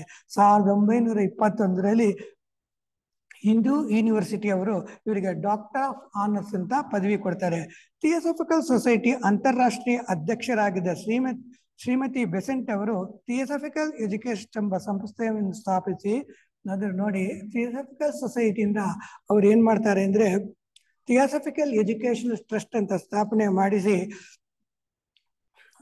ಭಾರತದ ಒಂದರಲ್ಲೇ ಅಲ್ಲದೆ ಸ್ಕಾಟ್ಲೆಂಡ್, ಸ್ಪೈನ್ ಮುಂತಾದ ದೇಶಗಳಲ್ಲಿ, ನಮ್ಮ ಭಾರತದಲ್ಲೇ ಒಂದೇ ಅಲ್ಲ, ಇವಾಗ ಕೂಡ ಮದನಪಲ್ಲಿ ಎಷ್ಟೋ ಇದೆ, ತಮಿಳುನಾಡಲ್ಲಿ ಅಡಿಯಾರಲ್ಲಿದೆ, ಎಷ್ಟು ವಿದ್ಯಾಸಂಸ್ಥೆಗಳನ್ನು ಸ್ಥಾಪನೆ ಮಾಡಿದ್ದಾರೆ ಅಂದ್ರೆ ಸ್ಕಾಟ್ಲೆಂಡ್, ಸ್ಪೈನ್ ಸಹ ಮಕ್ಕಳಿಗೆ ನೀತಿ ಶಿಕ್ಷಣ, ಮಾರಲ್ ಎಜುಕೇಶನ್, ವಿದ್ಯಾಭ್ಯಾಸ ನಿಜವಾದ ಜ್ಞಾನ ಅಂದ್ರೆ ವ್ಯಾಲ್ಯೂ ಎಜುಕೇಶನ್ ಅಂತೀವಿ, ಅದನ್ನು ಕೊಡ್ತಾರೆ. ಸಮಾಜ ಸೇವೆಗಳು, ಸೋಷಿಯಲ್ ಸರ್ವಿಸ್ ಮೂಲಕ ಸತ್ಪ್ರಜೆ ಬದುಕಲು ಸಹಾಯವಾಗುವಂತೆ ಇದರಿಂದ ಏನಾಗುತ್ತೆ ಅಂದ್ರೆ ಇಂದಿನ ಮಕ್ಕಳು ಮುಂದಿನ ಪ್ರಜೆಗಳು. ಆ ರೀತಿ ಒಳ್ಳೆ ವಿದ್ಯಾಭ್ಯಾಸ ಕೊಟ್ಟು ಸಮಾಜ ಸೇವಕರಾಗಿ ಅವ್ರನ್ನ ದುಡಿಸ್ತಾರೆ. ಸತ್ಪ್ರಜೆಗಳು ಅಂದ್ರೆ ಒಂದು ದೇಶದ ಅಭಿಮಾನಗಾಗಿ ಮಾಡ್ತಾರೆ. 1915ರ ವೇಳೆಗೆ ಭಾರತದಲ್ಲಿ ಸುಮಾರು 30 ವಿದ್ಯಾಸಂಸ್ಥೆಗಳು ಈ ಸಂಸ್ಥೆಯಿಂದ ನಡೆಯಲ್ಪಟ್ಟು, ಆದರೆ ಅವರು ಎಸ್ಟಾಬ್ಲಿಷ್ 30 ಎಜುಕೇಶನಲ್ ಸ್ಕೂಲ್ಸ್. ಶ್ರೀಮತಿ ಬೆಸೆಂಟರು ದಲಿತರಿಗಾಗಿ ವಿದ್ಯಾಸಂಸ್ಥೆ, ಆಗಿನ ಕಾಲದಲ್ಲಿ ಅನ್ಟಚಬಲ್ಸ್ ಅಂತ ಇದ್ವಿ, ಹರಿಜನರು ಅಂತಾರೆ, ಅವರಿಗೆ ಯಾವ ರೀತಿಯೂ ಸ್ಥಾನಮಾನ ಆದರೂ ಇವರು ಚೆನ್ನೈಯಲ್ಲಾಗಲಿ ಅಡಿಯಾರಾಗಲಿ ತುಂಬಾ ಅವರಿಗಾಗಿ ವಿದ್ಯಾಸಂಸ್ಥೆಗಳನ್ನು ಪ್ರಾರಂಭ ಮಾಡಿದರು. ಶಾಲೆಗಳಲ್ಲಿ ವಿದ್ಯಾರ್ಥಿಗಳು ಕೇವಲ ವಿದ್ಯಾಭ್ಯಾಸ ಅಲ್ಲದೆ ಭಾರತದ ಅಧ್ಯಾತ್ಮ ವಿಚಾರದಲ್ಲಿ ಆಗಿನ ಭಾರತೀಯರಿಗಿದ್ದ ತಪ್ಪು ಕಲ್ಪನೆಗಳನ್ನು ಹೋಗಲಾಡಿಸಲು ತಾವೇ ಸ್ವತಃ ಅವುಗಳನ್ನು ಅಭ್ಯಾಸ ಮಾಡಿ ಅನೇಕ ಪುಸ್ತಕಗಳನ್ನು ಪ್ರಕಟಿಸಿದರು. ಅಂದ್ರೆ ನಮ್ಮ ಧರ್ಮದಲ್ಲಿ ನಮಗೊಂದು ಮೂಢನಂಬಿಕೆ ಇದನ್ನೆಲ್ಲ ಅವರು ತೊಲಗಿಸಿ ನಮ್ಮ ಧರ್ಮದ ವಿಶೇಷಗಳನ್ನು ತಿಳಿಸ್ತಾ ಇದ್ರು. ಆ ಕಾಲದಲ್ಲಿ ತುಂಬಾ ಆಚಾರವಾಗಿದ್ದವರು ಸಹ ಈಕೆಯನ್ನು ಶ್ವೇತ ಸರಸ್ವತಿಯಷ್ಟೇ ಎಂದು ಕರೆಯುವಷ್ಟರಲ್ಲಿ ಮಟ್ಟಿಗೆ ಭಾರತೀಕರಣಗೊಂಡಿದ್ದರು. ಈ ರೀತಿ ಬೆಸೆಂಟರು ಭಾರತೀಯ ವಿದ್ಯಾ ಬದಲಾವಣೆಗೆ ಬಹಳಷ್ಟು ಅಂದ್ರೆ ನಮ್ಮ ಭಾರತದಲ್ಲಿ ಎಜುಕೇಶನ್ ಬಗ್ಗೆ, ಸಮಾಜ ಸುಧಾರಣೆ ಬಗ್ಗೆ, ವಿದ್ಯಾಭ್ಯಾಸದ ಬಗ್ಗೆ ಇವೆಲ್ಲ ತುಂಬಾನೇ ಮೂಢನಂಬಿಕೆಗಳ ಬಗ್ಗೆ, ಸಂಸ್ಕೃತದ ಬಗ್ಗೆ, ನಮ್ಮ ಧರ್ಮದ ಬಗ್ಗೆ, ನಮ್ಮ ಸನಾತನ ಸಂಸ್ಕೃತದ ಬಗ್ಗೆ, ಆಚಾರದ ಬಗ್ಗೆ ತುಂಬಾನೇ ನಮಗೆ ಸೇವೆ ಮಾಡಿದ್ದಾರೆ. ಅಂದ್ರೆ ಅವ್ರು ಏನ್ ಹೇಳ್ತಾರೆ ಅಂದ್ರೆ, ಎಲ್ಲಿ ಜನರಿಗೆ ಅನ್ಯಾಯ ಆಗ್ತಾ ಇತ್ತೋ ಅದಕ್ಕಾಗಿ ಹೋರಾಡ್ತಾ ಇದ್ರು. ಇವಾಗ ಏನಾಗುತ್ತೆ ಅಂದ್ರೆ ಇವಾಗ ಎಲ್ಲಾದ್ರೂ ಜಗಳ ಆಗ್ತಾ ಇದ್ರೆ, ಒಂದು ತೊಂದರೆ ಆಗ್ತಾ ಇದ್ರೆ ಅಂದ್ರೆ ಪೇಪರಲ್ಲಿ ವಿಡಿಯೋ ಮಾಡ್ಕೊಂಡು ಕೂತ್ಕೊಳ್ತಾರೆ, ವೈರಲ್ ಅಂತ ಆಗ್ತಾರೆ. ಅದು ಎಲ್ಲ ವಾಟ್ಸಪ್ ಅಲ್ಲಿ ಸಹಾಯ ಮಾಡೋದಿಲ್ಲ, ಜಗಳ ಬಿಡಿಸೋದಿಲ್ಲ, ಅವ್ನಿಗೆ ಹಾಸ್ಪಿಟಲ್ ಮಾಡೋದಿಲ್ಲ. ಇದು ನಮ್ಮ ನಾಗರಿಕತೆ. ಅದಕ್ಕೆ ಅವ್ರು ಹೇಳ್ದೋಣೆ, ಪ್ರಪಂಚದಲ್ಲಿ ಯಾವ ಮೂಲೆ ಇಲ್ಲಿ ಇದ್ರು ಯಾರಿಗೂ ಶೋಷಣೆ ಆದರೂ ಅದಕ್ಕೆ ವಿರುದ್ಧವಾಗಿ ಹೋರಾಡ್ತಾ ಇದ್ದರು ಆನಿ ಬೆಸೆಂಟ್ ಅವರು. ಲಂಡನ್ ಇದ್ದ ಕಾಲದಲ್ಲಿ ಸಹ ಎಲ್ಲಿ ಶೋಷಣೆ ಇದೆಯೋ ಅಲ್ಲಿ ಅನ್ಯಾಯದವುಗಳು ತಮ್ಮ ಲೇಖನಗಳ ಮೂಲಕ, ಭಾಷಣಗಳ ಮೂಲಕ ಖಂಡಿಸಿ ಜನಪ್ರಿಯವರು ಅನ್ಯಾಯವನ್ನು ಸಡಿಸುತ್ತಿದ್ದರು. ನೋಡಿ, ಒಂದು ವಿಷಯ ಏನಾಗ್ತಾ ಇದೆ ಅಂತ ಹೇಳಿದ್ರೆ, ಅವರು ಒಂದೇ ಲೇಖನಗಳು, ಭಾಷಣ ಮೂಲಕ ಅದನ್ನ ಪ್ರತಿಭಟನೆ ಮಾಡ್ತಾ ಇದ್ರು. ಮತೀಯ ಮೌಢ್ಯಗಳ ವಿರುದ್ಧ ಹೋರಾಡಿದ್ದೆ ಅಲ್ಲದೆ ಚಿಕ್ಕ ಮಕ್ಕಳು ನೋಡಿ ಏನಾಗುತ್ತೆ ಅಂದ್ರೆ ಚೈಲ್ಡ್ ಲೇಬರ್ ಅಂತ ಒಂದಿದೆ.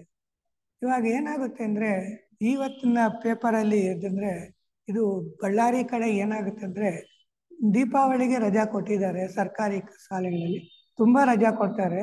ದೀಪಾವಳಿ ಆದ್ರೂ ಮಕ್ಕಳು ಬರ್ತಾ ಇಲ್ವಂತೆ. ದೀಪಾವಳಿ ಮಕ್ಳು ಯಾರು ಬರ್ತಾರೆ ಅಂದ್ರೆ ಅವರು ಆ ಕಡೆ ಎಲ್ಲ ಕಾಟನ್ ಪ್ಲಾಂಟ್ಸ್ ಇದೆಯಂತೆ, ಹತ್ತಿ ಬಿಡ್ಸೋಕ್ ಕರ್ಕೊಂಡು ಹೋಗ್ತಾ ಇದ್ದಾರೆ. ಅಂದ್ರೆ ಮಕ್ಕಳಿಗೆ ಕೂಲಿ ಕಮ್ಮಿ ಕೊಡ್ತಾರೆ. ಅದರಿಂದ ಆ ಕಾಲದಲ್ಲಿ ಆನಿ ಬೆಸೆಂಟರು ಮಕ್ಕಳಿಗೆ ಕಾರ್ಮಿಕ ಇದನ್ನ ಹೋರಾಡಿದ್ರು. ಅವ್ರು ಹೇಳ್ತಾರೆ,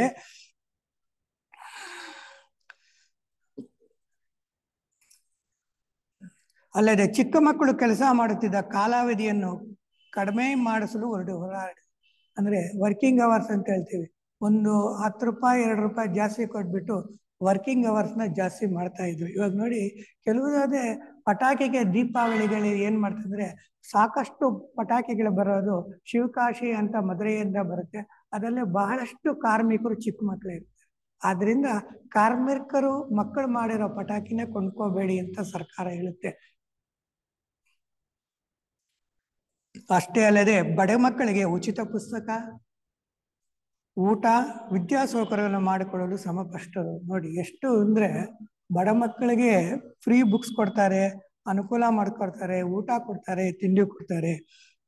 ಕಡಿಮೆ ಕೂಲಿ ಕೊಟ್ಟು ತಯಾರಿಸಿದ ವಸ್ತುಗಳನ್ನು ಕೊಳ್ಳುವುದು ಪಾಪ ಎನ್ನುವ ಭಾವನೆಯನ್ನು ಮೂಡಿಸಿದರು. ಭಾರತಕ್ಕೆ ಬಂದಾಗ ಮೊದಲು ತಾವು ಸುಧಾರಣೆ ಹೊಂದಿದರು. ತಾವು ಭಾರತದ ಪುತ್ರಿ ಎಂದ ಭಾವನೆ ಹೊಂದಿ ಇಲ್ಲಿ ಸಂಸ್ಕೃತಿ ಧರ್ಮಗಳ ಅಧ್ಯಯನವನ್ನು ನಡೆಸಿದರು.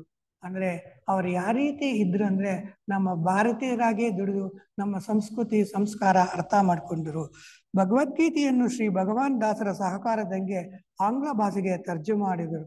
ಭಾರತದ ಅಧ್ಯಾತ್ಮ ತತ್ವಗಳನ್ನು ಅಂತರಾತ್ಮನ ಅರ್ಥ ಆಕೆಯ ಭಾರತೀಯ ಗೌರವವು ಸ್ವಾಭಾವಿಕವಾಗಿ ದೊರೆಯಿತು. ಆಮೇಲೆ ಇನ್ನೊಂದೇ ವಿಷಯ ಹೇಳಿದ್ರೆ ಅವರು ಅಂದ್ರೆ ಸಮಾಜ ಸುಧಾಕರರು ಅಂದ್ರೆ ಬಾಲ್ಯ ವಿವಾಹ ಅಂದ್ರೆ ಚಿಕ್ಕ ಮಕ್ಕಳಿಗೆ ಮದುವೆ ಮಾಡ್ತಾ ಇದ್ರು. ಅದನ್ನ ಬಾಲ್ಯ ವಿವಾಹ ಪದ್ಧತಿ ರೂಢಿಯಲ್ಲಿ ಆ ಕಾಲದಲ್ಲಿ ಬೆಸೆಂಟರು ಹಿರಿಯರನ್ನು ವಿದ್ಯಾವಂತರು ಮತ್ತು ಅನೇಕ ನಗರವು ಒಂದುಗೂಡಿಸಿ ಮುಂದಾಳುಗಳು ಎಂಬ ಸಂಸ್ಥೆಯನ್ನು ಸ್ಥಾಪಿಸಿದರು. ಈ ಸಂಸ್ಥೆಯು ಭಾರತೀಯ ಮೂಢನಂಬಿಕೆಗಳ ವಿರುದ್ಧ ಪ್ರಚಾರ ಮಾಡಬೇಕಾಗಿತ್ತು. ಅಲ್ಲದೆ ತಾನು ಮನೆಯಲ್ಲಿರುವ ಅಪ್ರಾಪ್ತ ವಯಸ್ಸಿಗೆ ಮದುವೆ ಮಾಡುವುದೆಂದು ಪ್ರಮಾಣ ಮಾಡಬೇಕಾಗಿತ್ತು. ಏನ್ ಮಾಡ್ತಾ ಇದ್ರು ಅಂದ್ರೆ ಹೆಣ್ಣು ಮಕ್ಕಳಿಗೆ ವಿದ್ಯಾಭ್ಯಾಸ ಕೊಡ್ತಾ ಇದ್ರು. ಆಮೇಲೆ ಬಾಲ್ಯ ವಿವಾಹವನ್ನು ವಿರೋಧ, ಈ ರೀತಿ ಹಿರಿಯರಲ್ಲಿ ಬಾಲ್ಯ ವಿವಾಹ ಪದ್ಧತಿಗೆ ವಿರೋಧವನ್ನು ಬೆಳೆಸಿದರು. ಅಲ್ಲದೆ ಯುವಕರಲ್ಲಿ ಇದನ್ನು ಮೂಡಿಸಲು ಮೊದಲನೆಯಾಗಿ ತಮ್ಮ ವಿದ್ಯಾಸಂಸ್ಥೆ ಮದುವೆ ಆದವರಿಗೆ ವಿದ್ಯಾರ್ಥಿ ಸೇರಲು ಅವಕಾಶ. ಆದರೆ ಅವ್ರ ವಿದ್ಯಾಸಂಸ್ಥೆ ಹೆಣ್ಣು ಮಕ್ಕಳಿಗೆ ಚಿಕ್ಕ ಮಕ್ಕಳಿಗೆ ಮದುವೆ ಆಗಿದ್ರೆ ಅವ್ರನ್ನ ವಿದ್ಯಾಸಂಸ್ಥೆ ಅಲ್ಲದೆ ಚಿಕ್ಕ ವಯಸ್ಸಿನಲ್ಲಿ ತಾವು ಮದುವೆ ಆಗುವುದಿಲ್ಲ ಎಂದು ಬಾಲಕರಿಂದ ಪ್ರಮಾಣ ವಚನವನ್ನು ತೆಗೆದುಕೊಳ್ಳಿದರು. ರಾಮಾಯಣ, ಮಹಾಭಾರತ, ಭಗವದ್ಗೀತಾ ಪುಸ್ತಕಗಳನ್ನು ಅಲ್ಲದೆ ಪುರಾತನ ಗ್ರಂಥ ಸಹಿತ ಅವುಗಳು ಪುನಃ ಜನಪ್ರಿಯವಾಗಂತ ಮಾಡಿದರು. ನಮ್ಮ ಧರ್ಮದಲ್ಲಿ ಸನಾತನ ಧರ್ಮ ಎಷ್ಟು ಪುಸ್ತಕಗಳು ಅದನ್ನ ಸುಲಭ ಬೆಲೆಯಲ್ಲಿ ಪ್ರಕಾಶವನ್ನು ಮಾಡಿ ಕೊಡ್ತಾ ಇದ್ರು. ಈಗಲೂ ಸಹ ಅಡಿಯಾರಿನಲ್ಲಿ ಅವರ ಕಾಲದಲ್ಲಿ ಸೇಕರಿಸಲಾದ ಸಹಸ್ರಾರು ಓಲೆಗರಿ ಪುಸ್ತಕಗಳು ಸಹ ಪಂಡಿತರ ಅವಗಾಹನೆಗೆ ಕಾದು ಕುಳಿತಿದೆ. ಇವಾಗ ನೋಡಿ, ಅಡಿಯಾರ್ ಲೈಬ್ರರಿಯಲ್ಲಿ ಹೋದ್ರೆ ಆ ಕಾಲದಲ್ಲಿ ಬರ್ತಿದ್ದ ಓಲೆಗರಿಗಳು ಈಗಾನು ಇದೆ. ಅದೆಲ್ಲ ಆನಿ ಬೆಸೆಂಟರು ಸಹಕಾರದ ಸಂಗ್ರಹಿಸಿ ಇಟ್ಟಿದ್ದಾರೆ. ಸಾಮಾಜಿಕ ಧಾರ್ಮಿಕ ಸುಧಾರಣೆಗಾಗಿ ಕಾಮನ್ವೆಲ್ತ್ ಎಂಬ ವಾರಪತ್ರಿಕೆಯನ್ನು ನಡೆಸುತ್ತಿದ್ದರು. ಆಗಿನಲ್ಲಿ ಏನಾಗುತ್ತೆ ಅಂದ್ರೆ ಮ್ಯಾಗಝೈನ್ ಅಂತ ಕಾಮನ್ವೆಲ್ತ್ ಅನ್ನೋ ಒಂದು ಮ್ಯಾಗಝೈನ್ ಪ್ರಕಟಣೆ ಮಾಡ್ತದೆ. ಭಾರತದ ಯುವ ಜನಾಂಗದ ಹಿತರಕ್ಷಣೆಗೂ ತನ್ನ ರಾಜಕೀಯ ಕ್ಷೇತ್ರವನ್ನು ಪ್ರವೇಶಿಸಿದರು. ಅಂದ್ರೆ ಅವರ ರಾಜಕೀಯ ಯಾಕೆ ಬಂದ್ರು ಅಂತ ಹೇಳಿದ್ರೆ ನಮ್ಮ ಯುವ ಜನಾಂಗ ಸರಿಯಾದ ಮಾರ್ಗದಲ್ಲಿ ಬರಬೇಕು ಅಂತ ಹೇಳಿದ್ರು. ಹಲವು ಬಾರಿ ಹೇಳಿಕೊಂಡಿದ್ದ ಯಂಗ್ ಮೆನ್ ಇಂಡಿಯನ್ ಅಸೋಸಿಯೇಷನ್ ಯುವಕರ ಭಾರತ ಎಂಬ ಸಂಸ್ಥೆಯನ್ನು ಉತ್ತಮ ಆದರ್ಶ ಎತ್ತಿ ಹಿಡಿಯಲು ಪ್ರಾರಂಭಿಸಿದರು. ವಿದ್ಯಾಭ್ಯಾಸವೇ ಅಲ್ಲದೆ ದಲಿತ ತಮ್ಮಂದರಿಗೆ ಬರೆಯುವಂತೆ ಮಾಡಲು ಪ್ರಯತ್ನ ಪಟ್ಟರು. ಥಿಯೋಸಾಫಿಕಲ್ ಸೊಸೈಟಿಯ ಮೊದಲನೇ ತತ್ವವಾದ ವಿಶ್ವ ಸೋದರ ಭಾವನೆಗಳನ್ನು ಸದಾ ಶ್ರಮಿಸಿದರು. ಅಂದ್ರೆ ನಮ್ಮ ಫಸ್ಟ್ ಇದು ಧ್ಯೇಯ ಏನಾಗುತ್ತೆ ಅಂದ್ರೆ ಯೂನಿವರ್ಸಲ್ ಬ್ರದರ್ಹುಡ್ಗೆ ಅವ್ರು ತುಂಬಾ ಶ್ರಮ ಪಡ್ತಾರೆ. ಭಾರತದಲ್ಲಿ ಜಾತಿ ಪದ್ಧತಿಯ ವಿರುದ್ಧ ಹೋರಾಟವನ್ನು ನಡೆಸಿದರು. ಆಗಿನ ಕಾಲದಲ್ಲಿ ಮಹಿಳೆಯರ ವಿದ್ಯಾಭ್ಯಾಸಕ್ಕೂ ಯಾರೂ ಪ್ರೋತ್ಸಾಹ ಕೊಡೋದು. ಆಗಿನ ಕಾಲದಲ್ಲಿ 1966 ಹೆಣ್ಣು ಮಕ್ಕಳನ್ನ ಹೈಸ್ಕೂಲ್ಗೆ ಕಳಿಸ್ತಾ ಇರ್ಲಿಲ್ಲ. 66 ಸ್ವಲ್ಪ ಕಷ್ಟ ಆಗ್ತಾ ಇತ್ತು. ಅದಕ್ಕೆ ಮುಂಚೆ ಇನ್ನ ಕಷ್ಟ ಆಯ್ತು. ಹೆಣ್ಮಕ್ಳು ಯಾರು ಹೈಸ್ಕೂಲ್ಗೆ ಸೇರಿಸ್ತಾ ಇಲ್ಲ. ಅದಕ್ಕೆ ವಿರುದ್ಧವಾಗಿ ಹೋರಾಡ್ತಾರೆ. ವಿರೋಧಿಸ ಅಂತ ಕಾಲದಲ್ಲಿ ಇವರು ಮಹಿಳೆಯರಿಗಾಗಿ ಶಾಲೆಗಳನ್ನು ಸ್ಥಾಪಿಸಿದಲ್ಲದೆ ಅವರ ತಂದೆ ತಾಯಿಗಳನ್ನು ಒಪ್ಪಿಸಿ ಅನೇಕ ಮಂದಿ ಶಾಲೆಗೆ ಬರುವುದು ನೋಡಿ. ಹೆಣ್ಣು ಮಕ್ಕಳ ಒಂದು ಆದರ್ಶಕ್ಕೆ, ಸಂಸ್ಕಾರಕ್ಕೆ, ಸಂಸ್ಕೃತಿಗೆ ಹೋರಾಡಿ ಹೆಣ್ಣು ಮಕ್ಕಳಿಗೆ ಪ್ರತ್ಯೇಕವಾದ ಶಾಲೆಗಳನ್ನು ಆನಿ ಬೆಸೆಂಟ್ ಅವರು ಮಾಡಿದ್ದಾರೆ. ಆಮೇಲೆ ಇನ್ನೊಂದು ಇಂಟರ್ ಕ್ಯಾಸ್ಟ್ ಮ್ಯಾರೇಜ್ ಅಂತ ಇತ್ತು. ಅದಕ್ಕೆ ನೋಡಿ ಅಂತರ್ಜಾತೀಯ ವಿವಾಹಗಳು ಸಹ ಇವರು ಉತ್ತೇಜನ ಕೊಟ್ಟರು. ಶ್ರೀಮತಿ ರುಕ್ಮಿಣಿಯವರು ಅನ್ಯ ದೇಶೀಯರಾದ GS ಅರಂಡೇಲ್ ಮದುವೆ ಆದಾಗ ಅವರೊಂದಿಗೆ ಇದ್ದು ಎಲ್ಲಾ ವಿರೋಧನ ಹೆಸರಿ ಅವರು ಸಹಕಾರ ಅರಂಡೇಲ್ಗೂ ರುಕ್ಮಿಣಿ ದೇವಿಗೆ ಇವರ ನೇತೃತ್ವದಲ್ಲಿ ಮದುವೆ ಆಯಿತು. ಆ ಕಾಲದಲ್ಲಿ ಸಮುದ್ರಯಾನ ಮಾಡುವುದು ಎಂದರೆ ಸಮುದ್ರದ ಮೇಲೆ ಪ್ರಯಾಣ ಮಾಡುವುದು ಭಾರತೀಯರಿಗೆ ಅಧರ್ಮವಾಗಿತ್ತು. ಆಗಿನ ಕಾಲದಲ್ಲಿ ಏನಾಗುತ್ತೆ ಅಂದ್ರೆ ಯಾರೋ ವಿದೇಶಕ್ಕೆ ಹೋಗ್ಬಾರ್ದು, ವಿದೇಶಕ್ಕೆ ಹೋದ್ರೆ ಅವ್ರನ್ನ ಬಹಿಷ್ಕಾರ ಮಾಡ್ತಾ ಇದ್ರು. ಅದರ ವಿರುದ್ಧ ಹೋರಾಡಿ ಅವುಗಳನ್ನು ಬದಲಾಯಿಸಲು ಪ್ರಯತ್ನ ಪಟ್ಟರು. ಧನ ವ್ಯಕ್ತಿ ಆಸ್ತಿ ಅಲ್ಲ. ಅಂದ್ರೆ ಭಗವಂತ ನಮಗೆ ಐಶ್ವರ್ಯ ಕೊಟ್ಟಿರೋದು ನಮ್ಮೊಬ್ಬರಿಗೆ ಅಲ್ಲ, ಅದು ಸೇವೆಗಾಗಿ ಇರುವ ಸಾಧನ. ಅದು ಸೇವೆಗಾಗಿ ಇರುವುದ ಅಂದ್ರೆ ನಮ್ಮಲ್ಲಿ ಐಶ್ವರ್ಯ ಆಗ್ಲಿ, ವಿದ್ಯಾಭ್ಯಾಸದಲ್ಲಿ ಅಧಿಕಾರಗಳು ಯಾವುದೇ ಕೊಟ್ಟದ್ದು ಭಗವಂತನ ಕರುಣೆ. ನೋಡಿ, ಪ್ರಕೃತಿಯಿಂದ ನಾವು ಕಲಿಬೇಕು ಸಾಕಷ್ಟು ವಿಷಯಗಳು. ನೋಡಿ, ಒಂದು ಮರ ನೋಡಿದ್ರೆ ಏನಾಗುತ್ತೆ, ಹೂವು ಕೊಡುತ್ತೆ, ಹಣ್ಣು ಕೊಡುತ್ತೆ. ಇಷ್ಟೆಲ್ಲ ಕೊಟ್ಟರು ಒಂದು ಹಣ್ಣು ಒಂದು ಹೂವು ಇಟ್ಕೊಳ್ಳುತ್ತೆ? ಯಾವುದು ಇಲ್ಲ. ನೋಡಿ ಇದರಿಂದ ಏನಾಗುತ್ತೆ ಅಂದ್ರೆ ಸಾಕ್ರಿಫೈಸ್ ಅಂದ್ರೆ ತ್ಯಾಗದ ಮನೋಭಾವನೆ ಬೇಕು. Sacrifice one of the important thing. ಸೇವೆ ಅನ್ನೋದು ತುಂಬಾ ಮುಖ್ಯ ಆಗುತ್ತೆ. ನೋಡಿ, ಒಂದು ಮರದಿಂದ ನಾವು ಮರ ನೋಡ್ತೀವಿ, ಮರ ನಮ್ಗೆ ಎಷ್ಟು ಅನುಕೂಲ ಮಾಡುತ್ತೆ. ಗಾಳಿ ಕೊಡುತ್ತೆ, ಆಹಾರ ಕೊಡುತ್ತೆ, ಆಶ್ರಯ ಕೊಡುತ್ತೆ, ನೆರಳು ಕೊಡುತ್ತೆ. ಯಾವತ್ತಾದ್ರೂ ಯೋಚನೆ ಮಾಡ್ತೀವ? ಮಕರಂದ ಕೊಡುತ್ತೆ, ಪ್ರಕೃತಿಗೆ ಸೌಂದರ್ಯ ಕೊಡುತ್ತೆ, ಗಿಡ ಮರಗಳಿಂದ ಆಕ್ಸಿಜನ್ ಆಗತ್ತೆ. ಅದರಿಂದ ಪ್ರಕೃತಿಯಿಂದ ಕಲಿಯೋದು ಅಂದ್ರೆ ತ್ಯಾಗದ ಮನೋಭಾವನೆ ಅಂತ ನೋಡಿ. ಧನ ವ್ಯಕ್ತಿಯ ಆಸ್ತಿ ಅಲ್ಲ, ಅದು ಸೇವೆಗಾಗಿ ಇರುವ ಸಾಧನ ಎಂದು ಭಾವಿಸುತ್ತಾರೋ ಅವರಿಗೆ ಧನದೇ ಕೊರತೆ ಇಲ್ಲ. ಅಂದ್ರೆ ನಮ್ಮಲ್ಲಿರೋ ಆಸ್ತಿ ಶೇಖರಣೆ ಅಲ್ಲ, ಇದು ಬಂದು ಭಗವಂತನ ಕೊಟ್ಟಿರೋದು ಇತರ ಸೇವೆ. ಆ ತರ ಮಾಡ್ತಾ ಬಂದ್ರೆ ಬರ್ತಾ ಇರುತ್ತೆ. ಅಂದ್ರೆ ಹೇಳ್ತಾರೆ ಆನಿ ಬೆಸೆಂಟ್ ಅವರು ಇರೋ ದುಡ್ಡೆಲ್ಲ ದಾನ ಮಾಡ್ಬಿಡ್ತಾರೆ. ಗೊತ್ತಿಲ್ಲ ಎಷ್ಟೋ ಲಕ್ಷಾಂತರ ರೂಪಾಯಿ ಈಗಲೂ ಸೇರ್ತಾ ಇದೆ. ಅದು ಅಂದ್ರೆ ಯಾವಾಗ ನಾವು ಸೇವೆ ಮನೋ ಬರುತ್ತೆ. ಒಂದು ಬಾವಿಯಲ್ಲಿ ನೀರು ತೆಗಿತಾ ಇದ್ರೆ ನೀರು ಉಕ್ತಾ ಇರುತ್ತೆ, ಅದನ್ನು ನಾವು ಕಲಿಬೇಕು ಅಂತ ಹೇಳ್ತಾರೆ.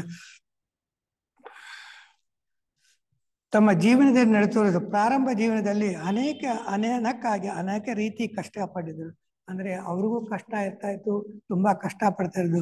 ಅವ್ರು ಏನ್ ಮಾಡ್ತಾ ಇದ್ದಾರೆ, ಹೊಲಿಗೆ ಮಾಡಿ ರಾತ್ರಿ ಹಗಲು ದುಡಿದು ಹೊಟ್ಟೆಗೆ ಸಾಲವಷ್ಟು ಸಂಪಾದಿಸಲು ಆಗದೆ ಕಷ್ಟಪಟ್ಟಿದ್ದ ಹಣೆಗೆ ಅಷ್ಟು ಕಷ್ಟಪಟ್ಟು ಅವರು ಹಣನ ಸೇಕರಣೆ ಮಾಡಿದ್ರು. ಬೆಸೆಂಟ್ರು ಸ್ವಂತ ಬರೆದ ಮುದ್ರಿಸಿದ ಪುಸ್ತಕಗಳ ಸಂಖ್ಯೆ 361. ನೋಡಿ, ಅವರು ಫ್ರೆಂಡ್ಸ್ ಬರೆದಿರೋ ಸ್ವಂತ ಅಂದ್ರೆ ನಾವು ಯಾವುದೋ ಒಂದು ಕಾಪಿ ಮಾಡೋದಲ್ಲ. She published more than 361 books. ಪತ್ರಿಕೆಗಳ ಸಂಖ್ಯೆ 18, ಮ್ಯಾಗಝೈನ್ಸ್ 18, ಇತರರೊಂದಿಗೆ ಸಹಕರಿಸಿದ ಬರೆದ ಗ್ರಂಥಗಳು 26. ಇದಲ್ಲದೆ ಬರೆದ ಲೇಖನಗಳು, ಮಾಡಿದ ಭಾಷಣ ಲೆಕ್ಕಕ್ಕೆ ಸಿಗದಷ್ಟು. ಇವುಗಳಿಗೆ ಅನೇಕ ಅಪಾರವಾದ ಧನ ಒದಗುತ್ತಿತ್ತು. ಈ ಹಣವನ್ನು ಆಕೆ ಧಾರಾಳವಾಗಿ ಸಂಸ್ಥೆಗಳಿಗೆ ದಾನ ಮಾಡುತ್ತಿದ್ದರು. ತಾವೇ ಸ್ಥಾಪಿಸಿದ ಸೆಂಟ್ರಲ್ ಹಿಂದೂ ಕಾಲೇಜಿಗೆ ಲಕ್ಷಾಂತರ ರೂಪಾಯಿಗಳನ್ನು ಕೊಟ್ಟರು. ಅಷ್ಟೆಲ್ಲ ಪತ್ರಿಕೆಗಳನ್ನು, ಮ್ಯಾಗಝೈನ್ಸ್ನ ಭಾಷಣ ಕೊಟ್ಟು ಬಂದಿರೋ ದುಡ್ಡನ್ನು ಈಗಿನ ಲಕ್ಷಾಂತರ ಕೋಟ್ಯಾಂತರ ರೂಪಾಯಿನ ಆ ಸೆಂಟ್ರಲ್ ಹಿಂದೂ ಕಾಲೇಜಿಗೆ ಅವ್ರು ಕೊಡ್ತಾರೆ. ಥಿಯೋಸಾಫಿಕಲ್ ಸೊಸೈಟಿಗಾಗಿ 1908ರಲ್ಲಿ 81 ಎಕರೆ ಜಮೀನನ್ನು ಅಡಿಯಾರಲ್ಲಿ ಕೊಟ್ಟರು. ಇವಾಗ ಒಂದು ಸೈಟ್ ಕೊಂಡ್ಕೊಳ್ಳೋದೇ ಸಾಮಾನ್ಯ ಮನುಷ್ಯನಿಗೆ ಕಷ್ಟ ಆಗುತ್ತೆ. ಸೈಟ್ ಕಟ್ಟಿದ್ಮೇಲೆ ಬಿಲ್ಡಿಂಗ್ ಕಟ್ಟೋದು ಇನ್ನ ಕಷ್ಟ ಆಗುತ್ತೆ. ಆದರೆ 1908ರಲ್ಲಿ 81 ಎಕರೆ ಜಮೀನನ್ನು ಅಡಿಯಾರಲ್ಲಿ ಕೊಂಡರು. ಅದಕ್ಕಾಗಿ ಬಂದ ಚಂದ 4,000. ಆದರೆ ಜಮೀನಿನ ರು 12,000 ಎಂದು ಉಳಿದ 8,000 ರೂಗಳನ್ನು ಬೆಸೆಂಟರೇ ಆಗಿತ್ತು. ಹೀಗೆ ತಾವು ಸಂಪಾದಿಸಿದ ಸ್ವತ್ತುಗಳನ್ನು ಸಂಘ ಸಂಸ್ಥೆಗಳಿಗೆ ನೀಡುತ್ತಿದ್ದರು. ನೋಡಿ, ಅವ್ರು ಸಂಪಾದಿಸಿದ ಹಣ ಅಲ್ಲ, ಸಂಘ ಸಂಸ್ಥೆಗಳು ಅಂದ್ರೆ ಸಮಾಜಕ್ಕಾಗಿ, ಸೇವೆಗಾಗಿ ಈ ರೀತಿ ಅವರು ಮಾಡ್ತಾ ಇದ್ರು. ತಮ್ಮ ಜೀವನದಲ್ಲಿ ಉಪಯೋಗದ ತಡ ಮಾಡುತ್ತಿಲ್ಲ. ಶ್ರೀಮಂತ ಬೆಸೆಂಟರ ಉದಾಹರಣೆ ಭಾವನೆಯಿಂದ ಕೆಲವು ಮೋಸ ಹೋಗುವ ಸಂಭವ ಬರುತ್ತಿತ್ತು. ಆದ್ರೆ ಒಂದು ವಿಷಯ ಅಂತಂದ್ರೆ too much goodness is too much bad ಅಂತೀವಿ. Too much goodness is too much bad. ನಿಮ್ಮಲ್ಲಿ ಎಷ್ಟು ಒಳ್ಳೆತನ ಜಾಸ್ತಿ ಇದ್ರೆ ಅಷ್ಟೇ ಕೆಳಗಾಗುತ್ತೆ. ಅದರಿಂದ ಅವ್ರು ಹೇಳ್ತಾರೆ ಒಮ್ಮೆ ಸೆಂಟ್ರಲ್ ಹಿಂದೂ ಕಾಲೇಜಿನ ಸಂಸ್ಕೃತ ಉಪಾಧ್ಯಾಯರ ತನ್ನ ಮಗುಗಳ ಮದುವೆಗೆಂದು ಕೂಡಿಸಿದ ಹಣ ಕಳವಾಗಿ ಹೋಯಿತು. ಅವರು ತುಂಬಾ ಪೇಚಿನಲ್ಲಿ ಇದ್ದರು. ಇದನ್ನು ಅರಿತ ಶ್ರೀಮಂತ ಬೆಸೆಂಟರು ಅವರಿಗೆ ಹಣವನ್ನು ತುಂಬಿಸಿಕೊಟ್ಟರು. ಆಮೇಲೆ ಅನೇಕರು ಸುಳ್ಳು ಕಾರಣಗಳೆಂದರೆ ಬಸ್ಸಿನಲ್ಲಿ ಕರೆವಾಯಿತು, ಊರಿಗೆ ಹೋಗಲು ಹಣ ಇಲ್ಲ, ಮನೆಯಲ್ಲಿ ಕಾಯಿಲೆ ಇದ್ದರು, ಔಷಧಿ ಹಣವೆಂದು ಸುಳ್ಳು ನಪದ ಹಣವನ್ನು ಪಡೆಯುತ್ತಿದ್ದರು. ನೋಡಿ ಏನಾಗುತ್ತೆ ಅಂದ್ರೆ, ಬೆಸೆಂಟರು ಆ ಸೆಂಟ್ರಲ್ ಹಿಂದೂ ಕಾಲೇಜಲ್ಲಿ ಒಬ್ಬ ಸಂಸ್ಕೃತ ಪಂಡಿತ ಇರ್ತಾನೆ. ಆ ರೀತಿ ಅವನ ಮನೆಯಲ್ಲಿ ಎಷ್ಟೋ ದುಡ್ಡು ಇದ್ರೆ ಮದುವೆಗಾಗಿ ಯಾರೋ ತಗೊಂಡೋಗ್ತಾರೆ. ಆದ್ರೆ ಮೇಡಮ್ ಆನಿ ಬೆಸೆಂಟ್ ಅವರು ಏನ್ ಮಾಡ್ತಾರೆ, ಸಂಗ್ರಹಿಸಿ ಕೊಡ್ತಾರೆ. ಅದನ್ನ ತಿಳಿದುಕೊಂಡು ಒಬ್ಬ ಮಂತ್ರಿ ಮಗ ಅಂದ್ಬಿಟ್ಟು ಸುಮ್ಮನೆ ಅವ್ರ ಅದೇ ಕಾಯಿಲಿದೆ ಅಂತ ತಗೊಂಡೋಗಿ ಆ ಮಾರನೇ ದಿನ ಆನಿ ಬೆಸೆಂಟ್ ಅವ್ರ ಮನೆಗೆ ಇನ್ನೂ ದುಡ್ಡು ಕಳಿಸಿದಾಗ ಅವ್ರ ತಾಯಿ ಏನು ಇಲ್ಲ, ನಮ್ಮ ಮಗ ಸುಳ್ಳು. ಆ ರೀತಿ ಎಷ್ಟೋ ಜನ ಆಕೆಯನ್ನ ಮೋಸ ಮಾಡ್ತಾ ಇದ್ರು. ಶ್ರೀಮಂತ ಬೆಸೆಂಟ್ರು ತಮ್ಮ ಎಳೆಯ ವಯಸ್ಸಿನಲ್ಲಿ ಸಮಾಜದ ಜನರ, ಪಶು ಪಕ್ಷಿಗಳ, ಮರಗಳ, ಗಿಡಗಳ ಬಗ್ಗೆ ಆಸಕ್ತರಾಗಿದ್ರು. ನೋಡಿ ಏನಾಗುತ್ತೆ ಅಂದ್ರೆ, ಸಂಸ್ಕಾರ ಅನ್ನೋದು ಹುಟ್ಟಿನಿಂದಲೇ ಬರ್ಬೇಕಾಗುತ್ತೆ. ನೋಡಿ ಚಿಕ್ಕ ವಯಸ್ಸಿನಲ್ಲಿ ಅವ್ರು ಹೇಳ್ತಾರೆ ಪಶು ಪಕ್ಷಿಗಳ, ಮರಗಳ, ಗಿಡಗಳ ಬಗ್ಗೆ ಆಸಕ್ತರಾಗಿದ್ದರು. ಆದ್ರಿಂದ ಸ್ವಾಭಾವಿಕವಾಗಿಯೂ ಎಲ್ಲರಿಗೂ ಅವರಲ್ಲಿಗೆ ಪ್ರೇಮವಿತ್ತು. ಕರುಣೆ, ಸೌಹಾರ್ದ, ಅನುಕಂಪ ಅವರಲ್ಲಿ ಮೂಡಿತ್ತು. ಇದೊಂದೇ ಅಲ್ಲ ಅವ್ರು ಮಾಡಿರೋದು. ಒಬ್ಬೊಬ್ಬ ಮನುಷ್ಯನಿಗೂ, ಒಂದು ಗಿಡ ಮರಗಳಿಗೂ ಏನ್ ನೋಡ್ತಾರೆ, ನಮಗೆ ಏನಾಗುತ್ತೆ ಅಂತ ಹೇಳಿದ್ರೆ ವರ್ಲ್ಡ್ ಟೀಚರ್ ಅಂತ ಹೇಳ್ತೀವಿ. ಜಿಡ್ಡು ಕೃಷ್ಣಮೂರ್ತಿ ಅವ್ರ ಈಗಿನ ಇಷ್ಟು ಬೆಳಗ್ಗೆ ಕಾರಣ ಆನಿ ಬೆಸೆಂಟ್ ಇಲ್ಲ ಅಂದ್ರೆ ಆಗ್ತಾ ಇಲ್ಲ. ಆದ್ರಿಂದ ನೋಡಿ ಅವ್ರು ಎಷ್ಟು ಮಾಡ್ತಾರೆ ಅಂದ್ರೆ, ಅವರಲ್ಲೆಲ್ಲ ಒಂದು ಪ್ರಜ್ಞೆನ ಗುರ್ತಿಸಿ ನಮಗೆ ಕೊಡ್ತಾರೆ. ನೋಡಿ ನಿತ್ಯಾನಂದ ಕೃಷ್ಣಮೂರ್ತಿ ಇವರು ಮದನಪನೆಯಲ್ಲಿ ಜಿಡ್ಡು ನಾರಾಯಣ ಅವರ ಮಕ್ಕಳು. ಇವರೆಲ್ಲ ಅಡಗಿದ್ದ ಅಪಾರ ಶಕ್ತಿ ಶ್ರೀಮತಿ ಬೆಸೆಂಟರ ಗಮನಕ್ಕೆ ಬಂದಿತ್ತು. ಆ ಮಕ್ಕಳು ತಾವು ಓದಿಸುವುದಾಗಿ ತಿಳಿಸಿ ಅವರ ತಂದೆಯಿಂದ ಅವರನ್ನು ಪಡೆದು ಅವರ ಮೇಲ್ವಿಚಾರಣೆ ಮತ್ತು ತರಬೇತಿಯನ್ನು ಲೆಡ್ಬೀಟರಿಗೆ ವಹಿಸಿದರು. ಆದರೆ ನಮ್ಮ ಒಂದು ಬೀಜ ಅಂತ ಹೇಳ್ತೀವಿ, ಆಲ್ದಮ್ ಬ್ಯಾನಿಯನ್ ಟ್ರೀ ಸೀಡ್ ಅಂತೀವಿ. ಅದರಲ್ಲಿ ಎಲ್ಲ ಇದೆ, ಮರ ಇದೆ, ಹೂವು ಇದೆ, ಎಲ್ಲ. ಅದಕ್ಕೆ ಭೂಮಿ ಬೇಕು, ನೀರು ಬೇಕು. ಈ ರೀತಿ ಇದ್ರ ಆನಿ ಬೆಸೆಂಟ್ ಏನ್ ಮಾಡ್ತಾರೆ ಅಂದ್ರೆ, ಇವರು ನಿತ್ಯಾನಂದ ಕೃಷ್ಣಮೂರ್ತಿ ದತ್ತು ಪಡೆದು ವಿದ್ಯಾಭ್ಯಾಸ ಕೊಟ್ಟು ಲೆಡ್ಬೀಟರ್ ಸಹಕಾರದ ಪ್ರಜ್ಞೆ ಮಾಡೋ ವಿಶ್ವಗುರು ಸ್ಥಾನಕ್ಕೆ ಕೊಟ್ಟರು. ಅದರಿಂದ ಆನಿ ಬೆಸೆಂಟ್ ಕೊಟ್ಟಿರೋದು ಒಂದೊಂದು ವಿಷಯವು ನಮಗೆ ನಿಜವಾಗಲೂ ಅವಳು ಭಾರತದ ಒಂದು ಶ್ರೇಷ್ಠವಾದ, ಅದ್ಭುತವಾದ ಶಕ್ತಿ ಅಂತ ಹೇಳ್ಬೋದು. ಅವರ ಗುರು ಶಿಷ್ಯರ ಪರಂಪರೆ ಯಾವ ರೀತಿ ರಾಮಕೃಷ್ಣ ಪರಮಹಂಸ, ವಿವೇಕಾನಂದ, ರಾಮ, ವಶಿಷ್ಠ, ಸಂದೀಪಿನಿ ಗುರುಗಳು, ಕೃಷ್ಣ ಬಲರಾಮ, ಆ ರೀತಿ ಬ್ಲಾವಟ್ಸಿ ಸಹಕಾರದೊಂದಿಗೆ ಅಧ್ಯಾತ್ಮ ಚಿಂತನೆಯಲ್ಲಿ ಪ್ರಪಂಚಕ್ಕಾಗಿ ಬೆಳಗಾಕಿ ಕೊಟ್ಟಿದ್ದರು. ಎಲ್ಲರಿಗೂ ಧನ್ಯವಾದಗಳು.